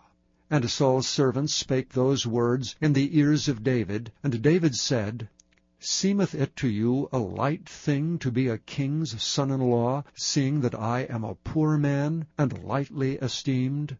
And the servants of Saul told him, saying, On this manner spake David. And Saul said, Thus shall ye say to David, The king desireth not any dowry, but 100 foreskins of the Philistines, to be avenged of the king's enemies. But Saul thought to make David fall by the hand of the Philistines. And when his servants told David these words, it pleased David well to be the king's son-in-law, and the days were not expired. Wherefore David arose and went, he and his men, and slew of the Philistines 200 men. And David brought their foreskins, and they gave them in full tale to the king, that he might be the king's son-in-law. And David gave him Michal his daughter to wife. And Saul saw and knew that the Lord was with David, and that Michal, Saul's daughter, loved him. And Saul was yet the more afraid of David, and Saul became David's enemy continually. Then the princes of the Philistines went forth, and it came to pass, after they went forth, that David behaved himself more wisely than all the servants of Saul, so that his name was much set by. Chapter 19. And Saul spake to Jonathan his son, and to his servants, that they should kill David. But Jonathan, Saul's son, delighted much in David. And Jonathan told David, saying, Saul my father seeketh to kill thee. Now therefore I pray thee, take heed to thyself until the morning, and abide in a secret place, and hide thyself. And I will go out and stand beside my father in the field where thou art, and I will commune with my father of thee, and what I see, that I will tell thee. And Jonathan spake good of David unto Saul his father, and said unto him, Let not the king sin against his servant, against David, because he hath not sinned against thee, and because his works have been to thee ward very good. For he did put his life in his hand, and slew the Philistine, and the Lord wrought a great salvation for all Israel. Thou sawest it, and didst rejoice. Wherefore then wilt thou sin against innocent blood, to slay David without a cause? And Saul hearkened unto the voice of Jonathan. And Saul sware, As the Lord liveth, he shall not be slain. And Jonathan called David, and Jonathan showed him all those things. And Jonathan brought David to Saul, and he was in his presence as in times past. And there was war again. And David went out and fought with the Philistines, and slew them with a great slaughter, and they fled from him. And the evil spirit from the Lord was upon Saul, as he sat in his house with his javelin in his hand, and David played with his hand. And Saul sought to smite David even to the wall with a javelin, but he slipped away out of Saul's presence, and he smote the javelin into the wall. And David fled and escaped that night. Saul also sent messengers unto David's house to watch him, and to slay him in the morning. And Michal David's wife told him, saying, If thou save not thy life tonight, tomorrow thou shalt be slain. So Michal let David down through a window, and he went and fled, and escaped. And Michal took an image, and laid it in the bed, and put a pillow of goat's hair for his bolster, and covered it with a cloth. And when Saul sent messengers to take David, she said, He is sick. And Saul sent the messengers again to see David, saying, Bring him up to me in the bed, that I may slay him. And when the messengers were come in, behold, there was an image in the bed, with a pillow of goat's hair for his bolster. And Saul said unto Michal, Why hast thou deceived me so, and sent away mine enemy, that he is escaped? And Michal answered Saul, He said unto me, Let me go, why should I kill thee? So David fled and escaped, and came to Samuel to Ramah, and told him all that Saul had done to him. And he and Samuel went and dwelt in Naioth. And it was told Saul, saying, Behold, David is at Naioth in Ramah. And Saul sent messengers to take David. And when they saw the company of the prophets prophesying, and Samuel standing as appointed over them, the Spirit of God was upon the messengers of Saul, and they also prophesied.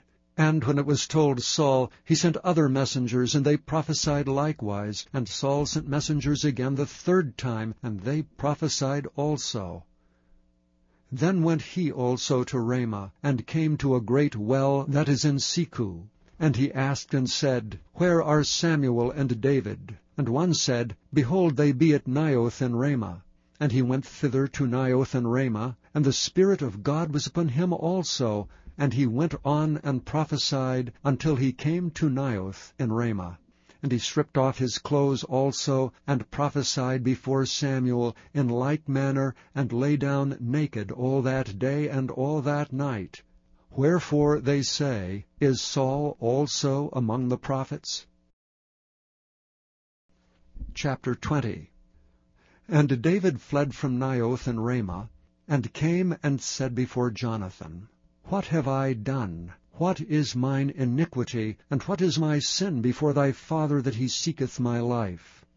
And he said unto him, God forbid, thou shalt not die. Behold, my father will do nothing either great or small, but that he will show it me. And why should my father hide this thing from me? It is not so. And David sware moreover, and said, Thy father certainly knoweth that I have found grace in thine eyes.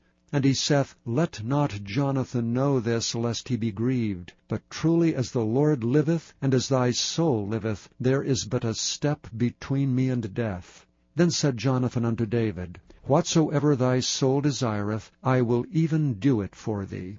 And David said unto Jonathan, Behold, tomorrow is the new moon, and I should not fail to sit with the king at meat. But let me go, that I may hide myself in the field, unto the third day at even. If thy father at all miss me, then say, David earnestly asked leave of me, that he might run to Bethlehem his city, for there is a yearly sacrifice there for all the family. If he say thus, It is well, thy servant shall have peace. But if he be very wroth, then be sure that evil is determined by him. Therefore thou shalt deal kindly with thy servant, for thou hast brought thy servant into a covenant of the Lord with thee. Notwithstanding, if there be in me iniquity, slay me thyself, for why shouldst thou bring me to thy father? And Jonathan said, Far be it from thee. For if I knew certainly that evil were determined by my father to come upon thee, then would I not tell it thee? Then said David to Jonathan, Who shall tell me? Or what if thy father answer thee roughly? And Jonathan said unto David, Come, and let us go out into the field. And they went out both of them into the field. And Jonathan said unto David, O Lord God of Israel, when I have sounded my father about tomorrow any time, or the third day, and behold, if there be good toward David, and I then send not unto thee, and show it thee, the Lord do so and much more to Jonathan. But if it please my father to do thee evil, then I will show it thee, and send thee away, that thou mayest go in peace. And the Lord be with thee, as he hath been with my father. And thou shalt not only, while yet I live, show me the kindness of the Lord, that I die not, but also thou shalt not cut off thy kindness from my house forever, no, not when the Lord hath cut off the enemies of David, every one of them from the face of the earth. So Jonathan made a covenant with the house of David, saying, Let the Lord even require it at the hand of David's enemies. And Jonathan caused David to swear again, because he loved him, for he loved him as he loved his own soul. Then Jonathan said to David, Tomorrow is the new moon, and thou shalt be missed, because thy seat will be empty. And when thou hast stayed 3 days, then thou shalt go down quickly, and come to the place where thou didst hide thyself when the business was in hand, and shalt remain by the stone Ezel. And I will shoot 3 arrows on the side thereof, as though I shot at a mark. And behold, I will send a lad, saying, Go, find out the arrows. If I expressly say unto the lad, Behold, the arrows are on this side of thee, take them, then come thou, for there is peace to thee, and no hurt, as the Lord liveth. But if I say thus unto the young man, Behold, the arrows are beyond thee, go thy way, for the Lord hath sent thee away. And as touching the matter which thou and I have spoken of, behold, the Lord be between thee and me forever. So David hid himself in the field, and when the new moon was come, the king sat him down to eat meat. And the king sat upon his seat, as at other times, even upon a seat by the wall. And Jonathan arose, and Abner sat by Saul's side, and David's place was empty. Nevertheless Saul spake not anything that day, for he thought, Something hath befallen him. He is not clean. Surely he is not clean.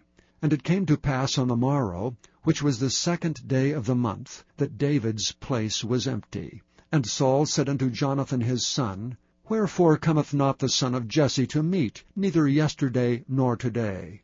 And Jonathan answered Saul, David earnestly asked leave of me to go to Bethlehem. And he said, Let me go, I pray thee, for our family hath a sacrifice in the city, and my brother, he hath commanded me to be there. And now, if I have found favor in thine eyes, let me go away, I pray thee, and see my brethren. Therefore he cometh not unto the king's table. Then Saul's anger was kindled against Jonathan, and he said unto him, Thou son of the perverse rebellious woman, do not I know that thou hast chosen the son of Jesse to thine own confusion, and unto the confusion of thy mother's nakedness? For as long as the son of Jesse liveth upon the ground, thou shalt not be established, nor thy kingdom. Wherefore now send and fetch him unto me, for he shall surely die. And Jonathan answered Saul his father, and said unto him, Wherefore shall he be slain? What hath he done? And Saul cast a javelin at him to smite him, whereby Jonathan knew that it was determined of his father to slay David. So Jonathan arose from the table in fierce anger, and did eat no meat the 2nd day of the month. For he was grieved for David, because his father had done him shame. And it came to pass in the morning, that Jonathan went out into the field at the time appointed with David, and a little lad with him. And he said unto his lad, Run, find out now the arrows which I shoot. And as the lad ran, he shot an arrow beyond him. And when the lad was come to the place of the arrow which Jonathan had shot, Jonathan cried after the lad, and said, Is not the arrow beyond thee? And Jonathan cried after the lad, Make speed, haste, stay not. And Jonathan's lad gathered up the arrows, and came to his master. But the lad knew not anything, only Jonathan and David knew the matter. And Jonathan gave his artillery unto his lad, and said unto him, Go carry them to the city. And as soon as the lad was gone, David arose out of a place toward the south, and fell on his face to the ground, and bowed himself 3 times. And they kissed one another, and wept with one another, until David exceeded. And Jonathan said to David, Go in peace, forasmuch as we have sworn both of us in the name of the Lord, saying, The Lord be between me and thee, and between my seed and thy seed forever. And he arose and departed, and Jonathan went into the city. Chapter 21. Then came David to Nob, to Ahimelech the priest. And Ahimelech was afraid at the meeting of David, and said unto him, Why art thou alone, and no man with thee? And David said unto Ahimelech the priest, The king hath commanded me a business, and hath said unto me, Let no man know anything of the business whereabout I send thee, and what I have commanded thee. And I have appointed my servants to such and such a place. Now therefore, what is under thine hand? Give me 5 loaves of bread in mine hand, and what there is present. And the priest answered David and said, There is no common bread under mine hand, but there is hallowed bread, if the young men have kept themselves at least from women. And David answered the priest and said unto him, Of a truth, women have been kept from us about these 3 days, since I came out, and the vessels of the young men are holy, and the bread is in a manner common, yea, though it were sanctified this day in the vessel. So the priest gave him hallowed bread, for there was no bread there but the showbread, but was taken from before the Lord, to put hot bread in the day when it was taken away. Now a certain man of the servants of Saul was there that day, detained before the Lord, and his name was Doeg an Edomite, the chiefest of the herdsmen that belonged to Saul. And David said unto Ahimelech, And is there not here under thine hand spear or sword? For I have neither brought my sword nor my weapons with me, because the king's business required haste. And the priest said, The sword of Goliath the Philistine, whom thou slewest in the valley of Elah, behold, it is here wrapped in a cloth behind the ephod. If thou wilt take that, take it, for there is no other save that here. And David said, There is none like that, give it me. And David arose and fled that day for fear of Saul, and went to Achish the king of Gath. And the servants of Achish said unto him, Is not this David the king of the land? Did they not sing one to another of him in dances, saying, Saul hath slain his thousands, and David his 10,000s? And David laid up these words in his heart, and was sore afraid of Achish the king of Gath. And he changed his behavior before them, and feigned himself mad in their hands, and scrabbled on the doors of the gate, and let his spittle fall down upon his beard. Then said Achish unto his servants, Lo, ye see the man is mad. Wherefore then have ye brought him to me? Have I need of madmen, that ye have brought this fellow to play the madman in my presence? Shall this fellow come into my house? Chapter 22. David therefore departed thence, and escaped to the cave Adullam. And when his brethren and all his father's house heard it, they went down thither to him. And every one that was in distress, and every one that was in debt, and every one that was discontented, gathered themselves unto him, and he became a captain over them. And there were with him about 400 men. And David went thence to Mizpeh of Moab, and he said unto the king of Moab, Let my father and my mother, I pray thee, come forth and be with you, till I know what God will do for me. And he brought them before the king of Moab, and they dwelt with him all the while that David was in the hold. And the prophet Gad said unto David, Abide not in the hold, depart, and get thee into the land of Judah. Then David departed, and came into the forest of Hareth. When Saul heard that David was discovered, and the men that were with him, now Saul abode in Gibeah under a tree in Ramah, having his spear in his hand, and all his servants were standing about him. Then Saul said unto his servants that stood about him, Hear now, ye Benjamites, will the son of Jesse give every one of you fields and vineyards, and make you all captains of thousands and captains of hundreds, that all of you have conspired against me? And there is none that showeth me that my son hath made a league with the son of Jesse? And there is none of you that is sorry for me, or showeth unto me that my son hath stirred up my servant against me to lie in wait as at this day? Then answered Doeg the Edomite, which was set over the servants of Saul, and said, I saw the son of Jesse coming to Nob, to Ahimelech the son of Ahitub. And he inquired the Lord for him, and gave him victuals, and gave him the sword of Goliath the Philistine. Then the king sent to call Ahimelech the priest, the son of Ahitub, and all his father's house, the priests that were in Nob, and they came all of them to the king. And Saul said, Hear now, thou son of Ahitub. And he answered, Here I am, my lord. And Saul said unto him, Why have ye conspired against me, thou and the son of Jesse, and that thou hast given him bread and a sword, and hast inquired of God for him, that he should rise against me to lie in wait, as at this day? Then Ahimelech answered the king and said, And who is so faithful among all thy servants as David, which is the king's son-in-law, and goeth at thy bidding, and is honorable in thine house?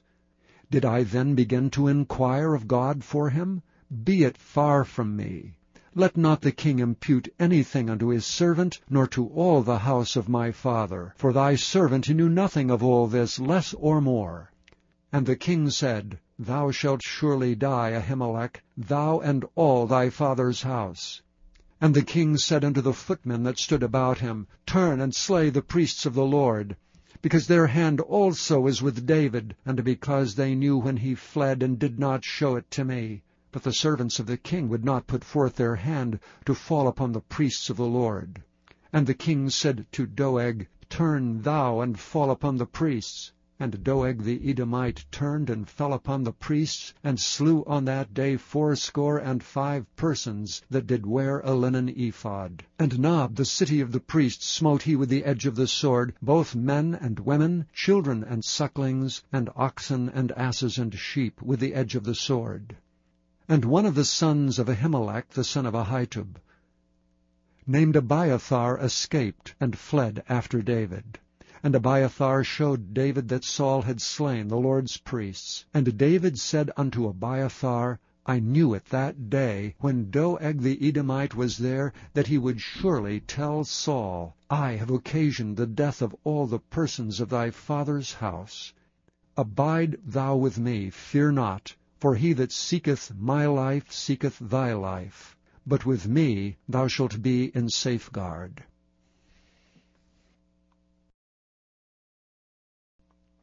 Chapter 23. Then they told David, saying, Behold, the Philistines fight against Keilah, and they rob the threshing floors.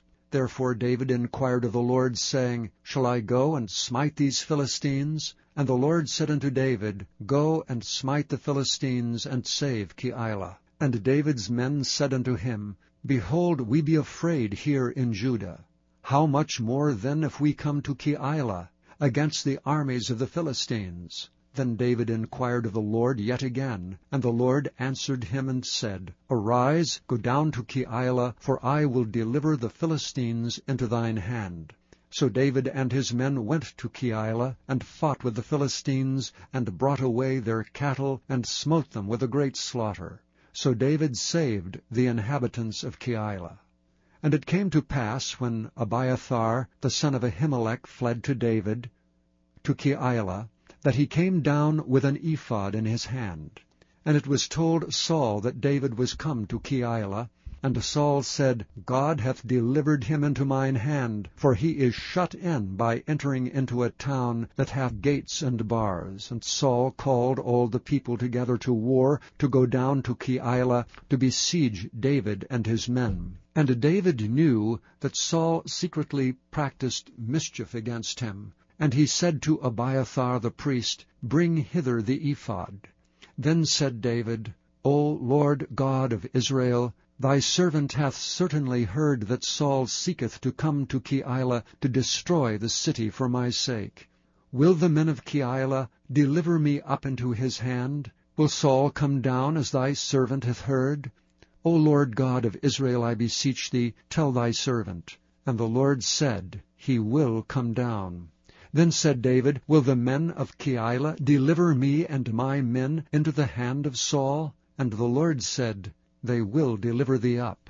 Then David and his men, which were about 600, arose, and departed out of Keilah, and went whithersoever they could go.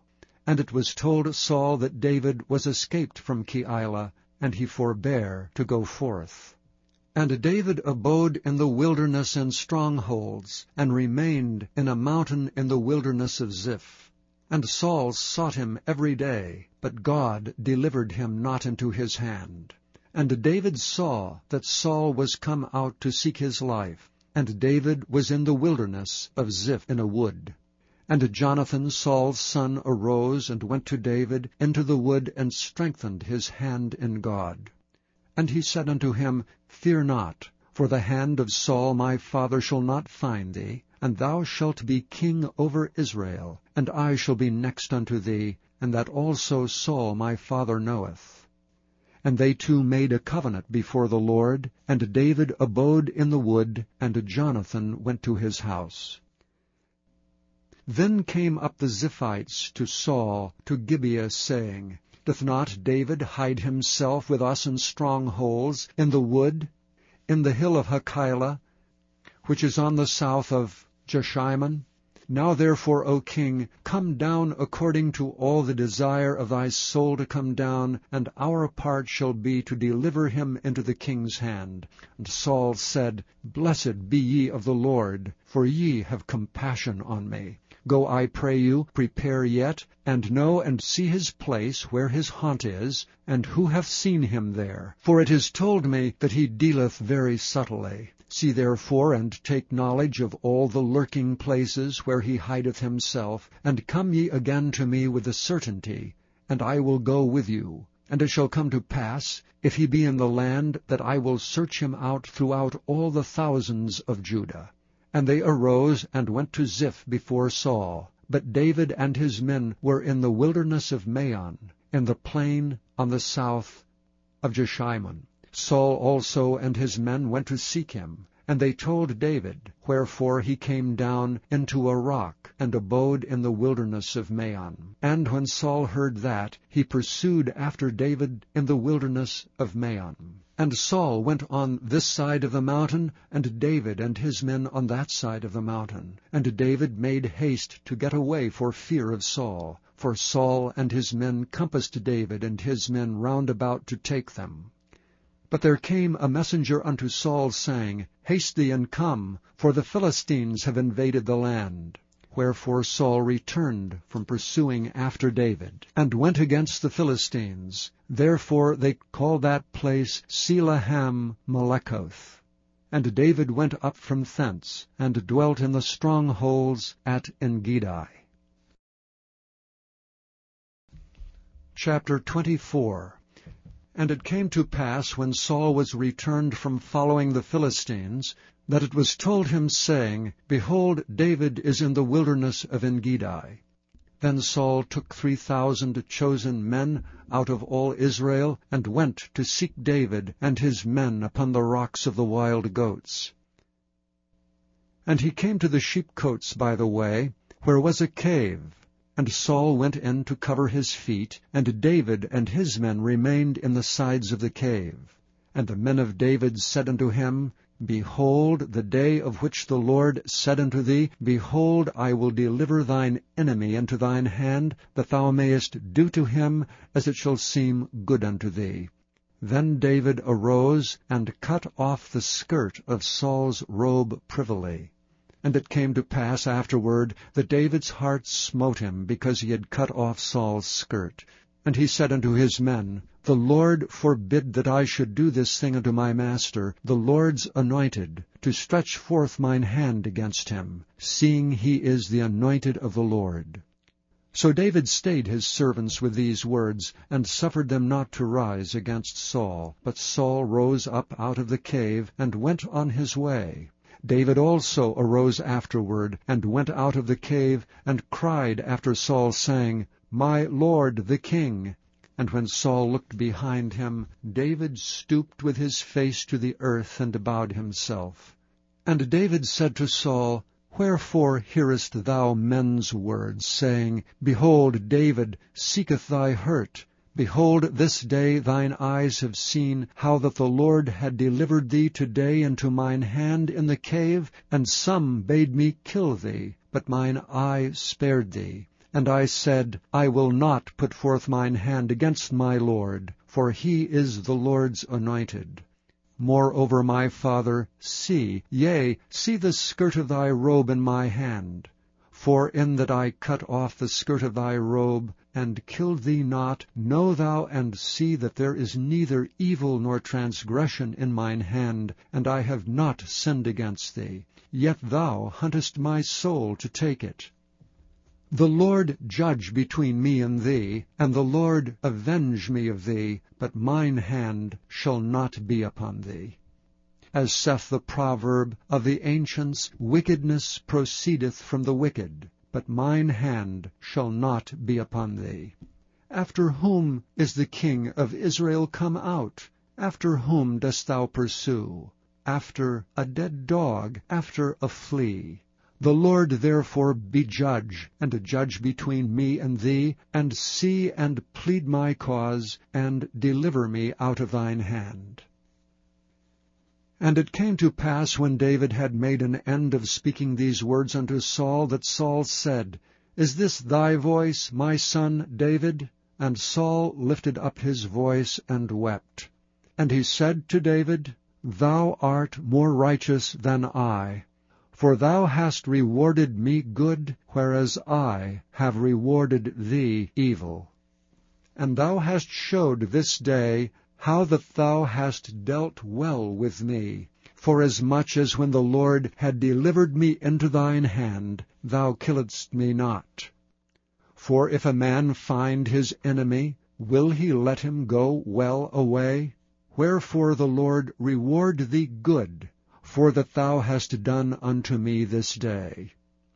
For now, behold, I know well that thou shalt surely be king, and that the kingdom of Israel shall be established in thine hand. Swear now therefore unto me by the Lord, that thou wilt not cut off my seed after me, and that thou wilt not destroy my name out of my father's house. And David sware unto Saul, and Saul went home. But David and his men gat them up unto the hold. Chapter 25.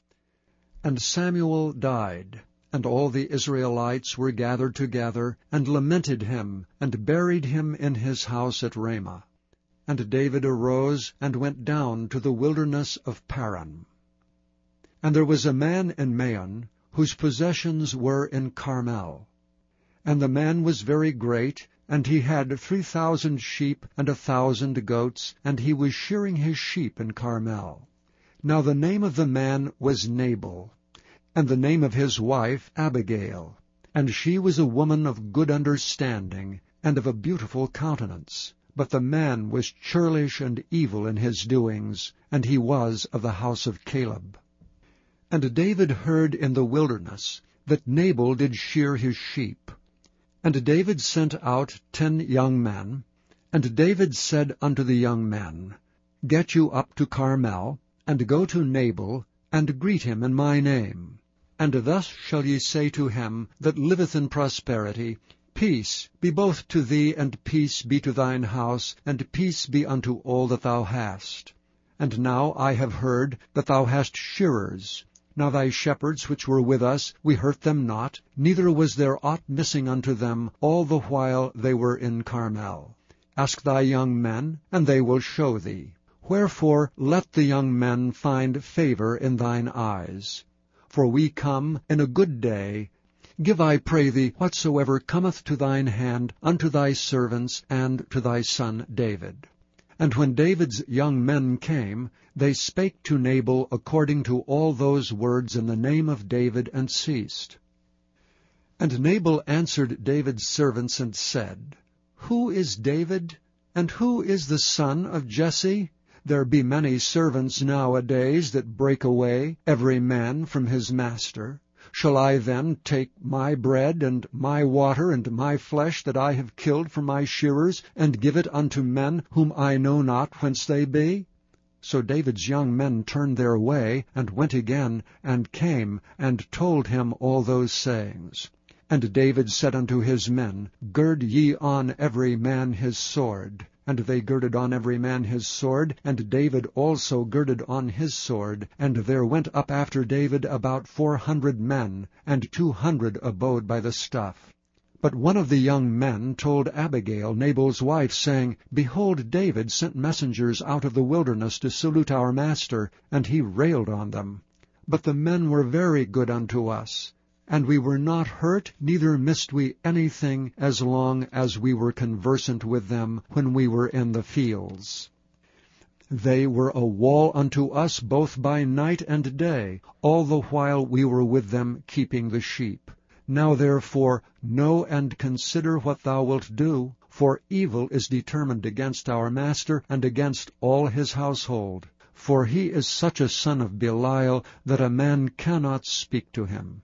Then Abigail made haste, and took 200 loaves, and 2 bottles of wine, and 5 sheep ready dressed, and 5 measures of parched corn, and 100 clusters of raisins, and 200 cakes of figs, and laid them on asses.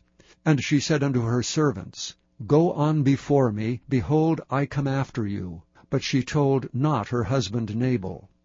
And it was so, as she rode on the ass, that she came down by the covert of the hill, and behold, David and his men came down against her, and she met them. Now David had said, Surely in vain have I kept all that this fellow hath in the wilderness, so that nothing was missed of all that pertained unto him, and he hath requited me evil for good. So and more also do God unto the enemies of David, if I leave of all that pertain to him by the morning light any that pisseth against the wall. And when Abigail saw David, she hasted and lighted off the ass, and fell before David on her face, and bowed herself to the ground, and fell at his feet, and said, Upon me, my lord, upon me let this iniquity be, and let thine handmaid, I pray thee, speak in thine audience, and hear the words of thine handmaid.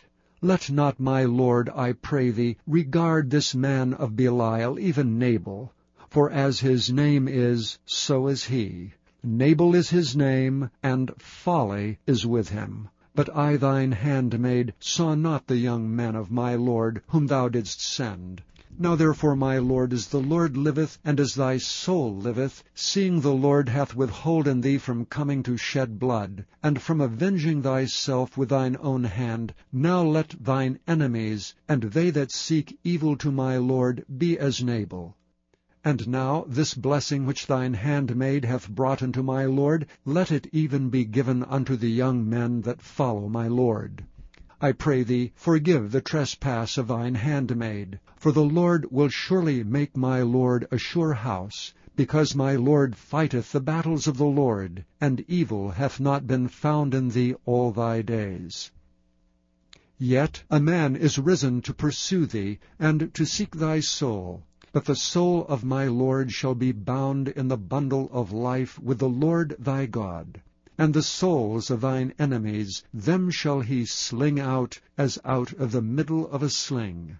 And it shall come to pass, when the Lord shall have done to my Lord according to all the good that he hath spoken concerning thee, and shall have appointed thee ruler over Israel, that this shall be no grief unto thee, nor offense of heart unto my lord, either that thou hast shed blood causeless, or that my lord hath avenged himself, But when the Lord shall have dealt well with my lord, then remember thine handmaid. And David said to Abigail, Blessed be the Lord God of Israel, which sent thee this day to meet me. And blessed be thy advice, and blessed be thou which hast kept me this day from coming to shed blood, and from avenging myself with mine own hand. For in very deed as the Lord God of Israel liveth, which hath kept me back from hurting thee, except thou hadst hasted and come to meet me, surely there had not been left unto Nabal by the morning light any that pisseth against the wall. So David received of her hand that which she had brought him, and said unto her, Go up in peace to thine house. See, I have hearkened to thy voice, and have accepted thy person. And Abigail came to Nabal, and behold, he held a feast in his house, like the feast of a king. And Nabal's heart was merry within him, for he was very drunken. Wherefore she told him nothing, less or more, until the morning light. But it came to pass in the morning, when the wine was gone out of Nabal, and his wife had told him these things, that his heart died within him, and he became as a stone.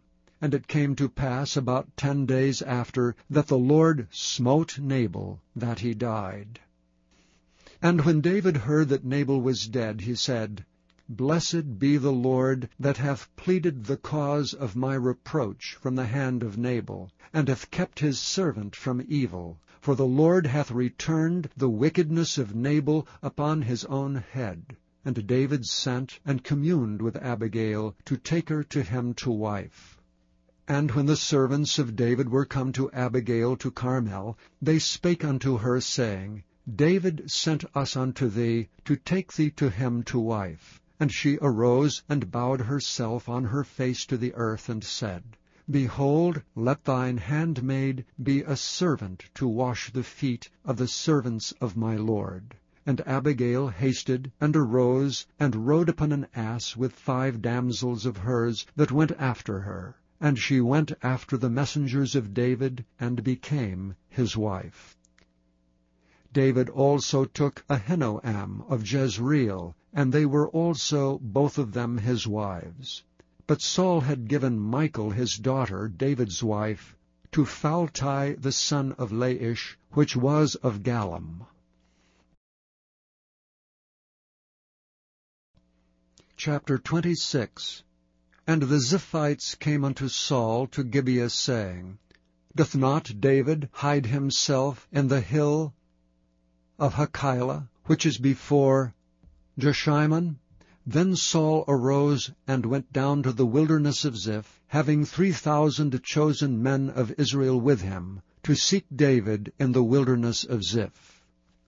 And Saul pitched in the hill of Hachilah, which is before Jeshimon, by the way. But David abode in the wilderness, and he saw that Saul came after him into the wilderness. David therefore sent out spies, and understood that Saul was come in very deed. And David arose and came to the place where Saul had pitched. And David beheld the place where Saul lay, and Abner the son of Ner, the captain of his host. And Saul lay in the trench, and the people pitched round about him. Then answered David and said to Ahimelech the Hittite, and to Abishai, the son of Zeruiah, brother to Joab, saying, Who will go down with me to Saul to the camp? And Abishai said, I will go down with thee. So David and Abishai came to the people by night, and behold, Saul lay sleeping within the trench, and his spear stuck in the ground at his bolster. But Abner and the people lay round about him. Then said Abishai to David, God hath delivered thine enemy into thine hand this day. Now therefore let me smite him, I pray thee, with the spear, even to the earth at once, and I will not smite him the second time. And David said to Abishai, Destroy him not, for who can stretch forth his hand against the Lord's anointed and be guiltless? David said furthermore, As the Lord liveth, the Lord shall smite him, or his day shall come to die, or he shall descend into battle and perish. The Lord forbid that I should stretch forth mine hand against the Lord's anointed. But I pray thee, take thou now the spear that is at his bolster, and the cruse of water, and let us go. So David took the spear and the cruse of water from Saul's bolster, and they gat them away, and no man saw it, nor knew it, neither awakened, for they were all asleep, because a deep sleep from the Lord was fallen upon them. Then David went over to the other side, and stood on the top of an hill afar off, a great space being between them. And David cried to the people, and to Abner the son of Ner, saying, Answerest thou not, Abner? Then Abner answered and said, Who art thou that criest to the king? And David said to Abner, Art thou not a valiant man? And who is like thee in Israel? Wherefore then hast thou not kept thy lord the king? For there came out one of the people in to destroy the king thy lord. This thing is not good that thou hast done. As the Lord liveth, ye are worthy to die, because ye have not kept your master the Lord's anointed. And now see where the king's spear is, and the cruse of water that was at his bolster. And Saul knew David's voice, and said, Is this thy voice, my son David? And David said, It is my voice, my lord, O king. And he said, Wherefore doth my lord thus pursue after his servant? For what have I done? Or what evil is in mine hand? Now therefore I pray thee, let my lord the king hear the words of his servant. If the Lord have stirred thee up against me, let him accept an offering. But if they be the children of men, cursed be they before the Lord, for they have driven me out this day from abiding in the inheritance of the Lord, saying, Go, serve other gods. Now therefore let not my blood fall to the earth before the face of the Lord. For the king of Israel is come out to seek a flea, as when one doth hunt a partridge in the mountains.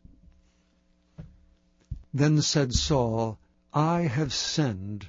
Return, my son David, for I will no more do thee harm, because my soul was precious in thine eyes this day. Behold, I have played the fool, and have erred exceedingly. And David answered and said, Behold the king's spear, and let one of the young men come over and fetch it. The Lord render to every man his righteousness and his faithfulness. For the Lord delivered thee into my hand today, but I would not stretch forth mine hand against the Lord's anointed. And behold, as thy life was much set by this day in mine eyes, so let my life be much set by in the eyes of the Lord, and let him deliver me out of all tribulation. Then Saul said to David, Blessed be thou, my son David. Thou shalt both do great things, and also shalt still prevail. So David went on his way, and Saul returned to his place. Chapter 27. And David said in his heart, I shall now perish one day by the hand of Saul. There is nothing better for me than that I should speedily escape into the land of the Philistines, and Saul shall despair of me to seek me any more in the coast of Israel. So shall I escape out of his hand. And David arose, and he passed over with 600 men that were with him, unto Achish the son of Maoch, king of Gath. And David dwelt with Achish at Gath, he and his men, every man with his household, even David with his 2 wives, Ahinoam the Jezreelitess, and Abigail the Carmelitess, Nabal's wife. And it was told Saul that David was fled to Gath, and he sought no more again for him. And David said unto Achish, If I have now found grace in thine eyes, let them give me a place in some town in the country, that I may dwell there. For why should thy servant dwell in the royal city with thee? Then Achish gave him Ziklag that day, wherefore Ziklag pertaineth unto the kings of Judah unto this day. And the time that David dwelt in the country of the Philistines was a full year and 4 months. And David and his men went up and invaded the Geshurites, and the Gezrites, and the Amalekites. For these nations were of old the inhabitants of the land, as thou goest to Shur, even unto the land of Egypt. And David smote the land, and left neither man nor woman alive, and took away the sheep, and the oxen, and the asses, and the camels, and apparel, and returned, and came to Achish. And Achish said, Whither have ye made a road today? And David said, Against the south of Judah, and against the south of the Jerahmeelites, and against the south of the Kenites. And David saved neither man nor woman alive, to bring tidings to Gath, saying, Lest they should tell on us, saying, So did David, and so will be his manner all the while he dwelleth in the country of the Philistines. And Achish believed David, saying, He hath made his people Israel utterly to abhor him. Therefore he shall be my servant forever. Chapter 28. And it came to pass in those days that the Philistines gathered their armies together for warfare to fight with Israel. And Achish said unto David, Know thou assuredly that thou shalt go out with me to battle, thou and thy men. And David said to Achish, Surely thou shalt know what thy servant can do. And Achish said to David, Therefore will I make thee keeper of mine head forever. Now Samuel was dead, and all Israel had lamented him, and buried him in Ramah, even in his own city. And Saul had put away those that had familiar spirits, and the wizards out of the land. And the Philistines gathered themselves together, and came and pitched in Shunem. And Saul gathered all Israel together, and they pitched in Gilboa.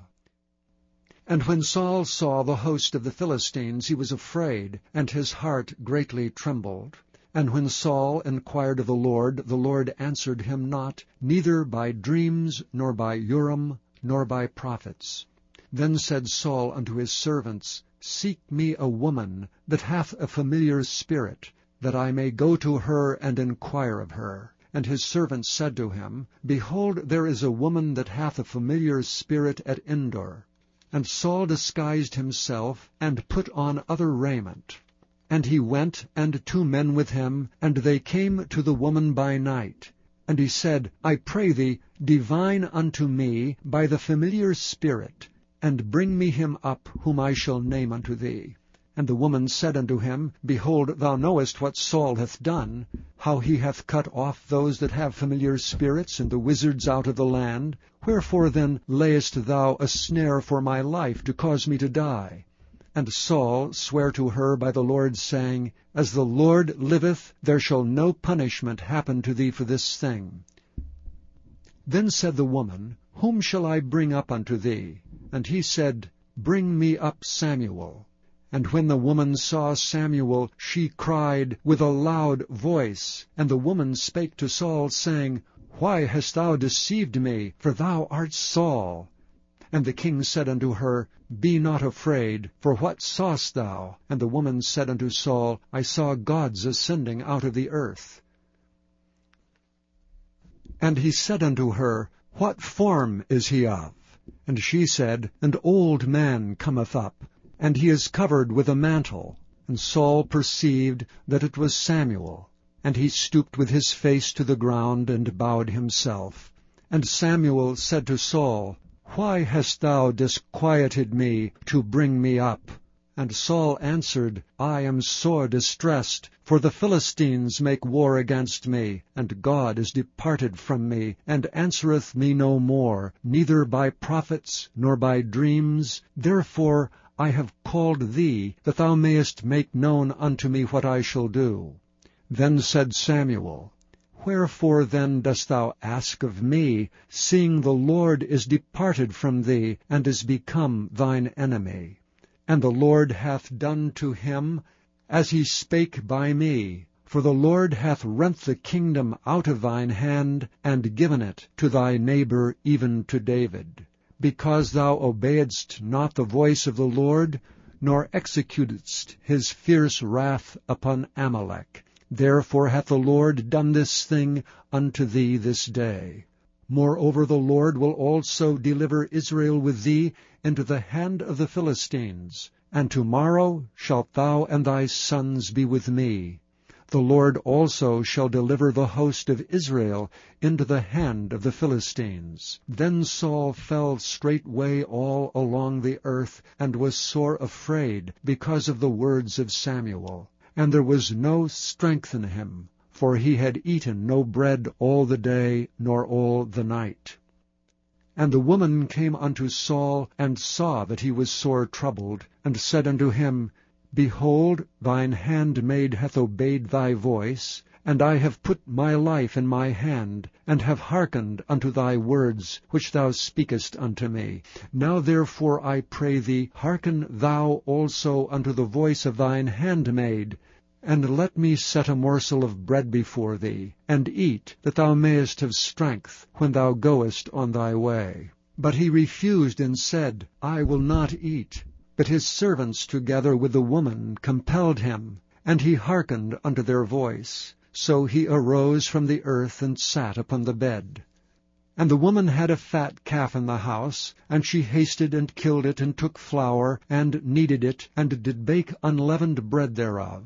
And she brought it before Saul, and before his servants, and they did eat. Then they rose up, and went away that night. Chapter 29.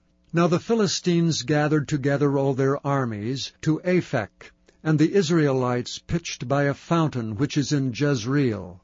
And the lords of the Philistines passed on by hundreds and by thousands, but David and his men passed on in the rearward with Achish. Then said the princes of the Philistines, What do these Hebrews here? And Achish said unto the princes of the Philistines, Is not this David the servant of Saul the king of Israel, which hath been with me these days, or these years, and I have found no fault in him, since he fell unto me unto this day? And the princes of the Philistines were wroth with him, and the princes of the Philistines said unto him, Make this fellow return, that he may go again to his place which thou hast appointed him, and let him not go down with us to battle, lest in the battle he be an adversary to us. And wherewith should he reconcile himself unto his master? Should it not be with the heads of these men? Is not this David, of whom they sang one to another in dances, saying, Saul slew his thousands, and David his 10,000s? Then Achish called David, and said unto him, Surely as the Lord liveth, thou hast been upright, and thy going out and thy coming in with me in the host is good in my sight. For I have not found evil in thee since the day of thy coming unto me unto this day. Nevertheless the Lord's favour thee not. Wherefore now return, and go in peace, that thou displease not the lords of the Philistines. And David said unto Achish, But what have I done? And what hast thou found in thy servant so long as I have been with thee unto this day, that I may not go fight against the enemies of my lord the king? And Achish answered and said to David, I know that thou art good in my sight as an angel of God. Notwithstanding the princes of the Philistines have said, He shall not go up with us to the battle.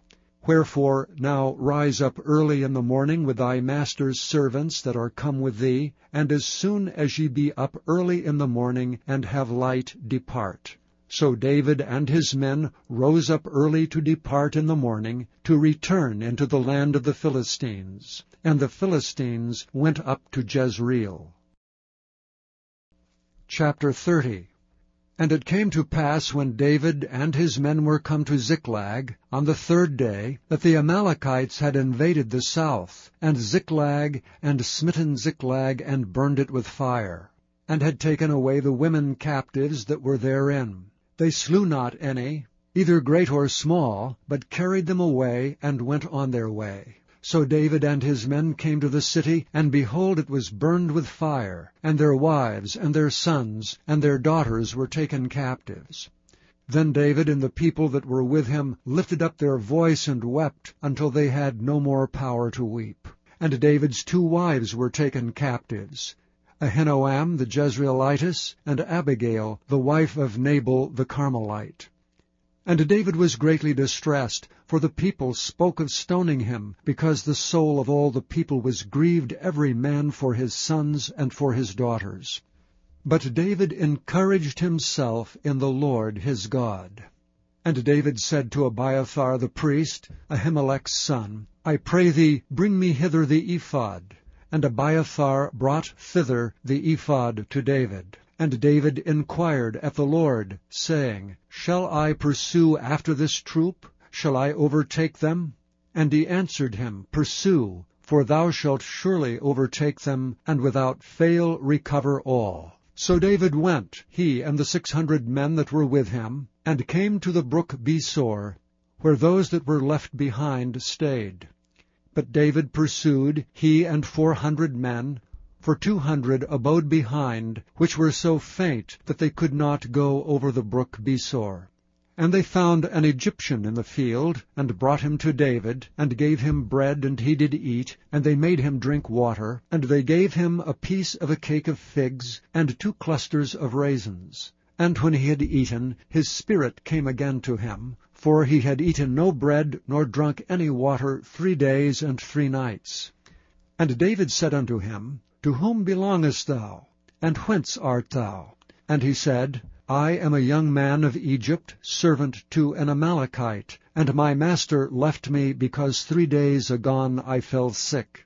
We made an invasion upon the south of the Kerethites, and upon the coast which belongeth to Judah, and upon the south of Caleb, and we burned Ziklag with fire. And David said to him, Canst thou bring me down to this company?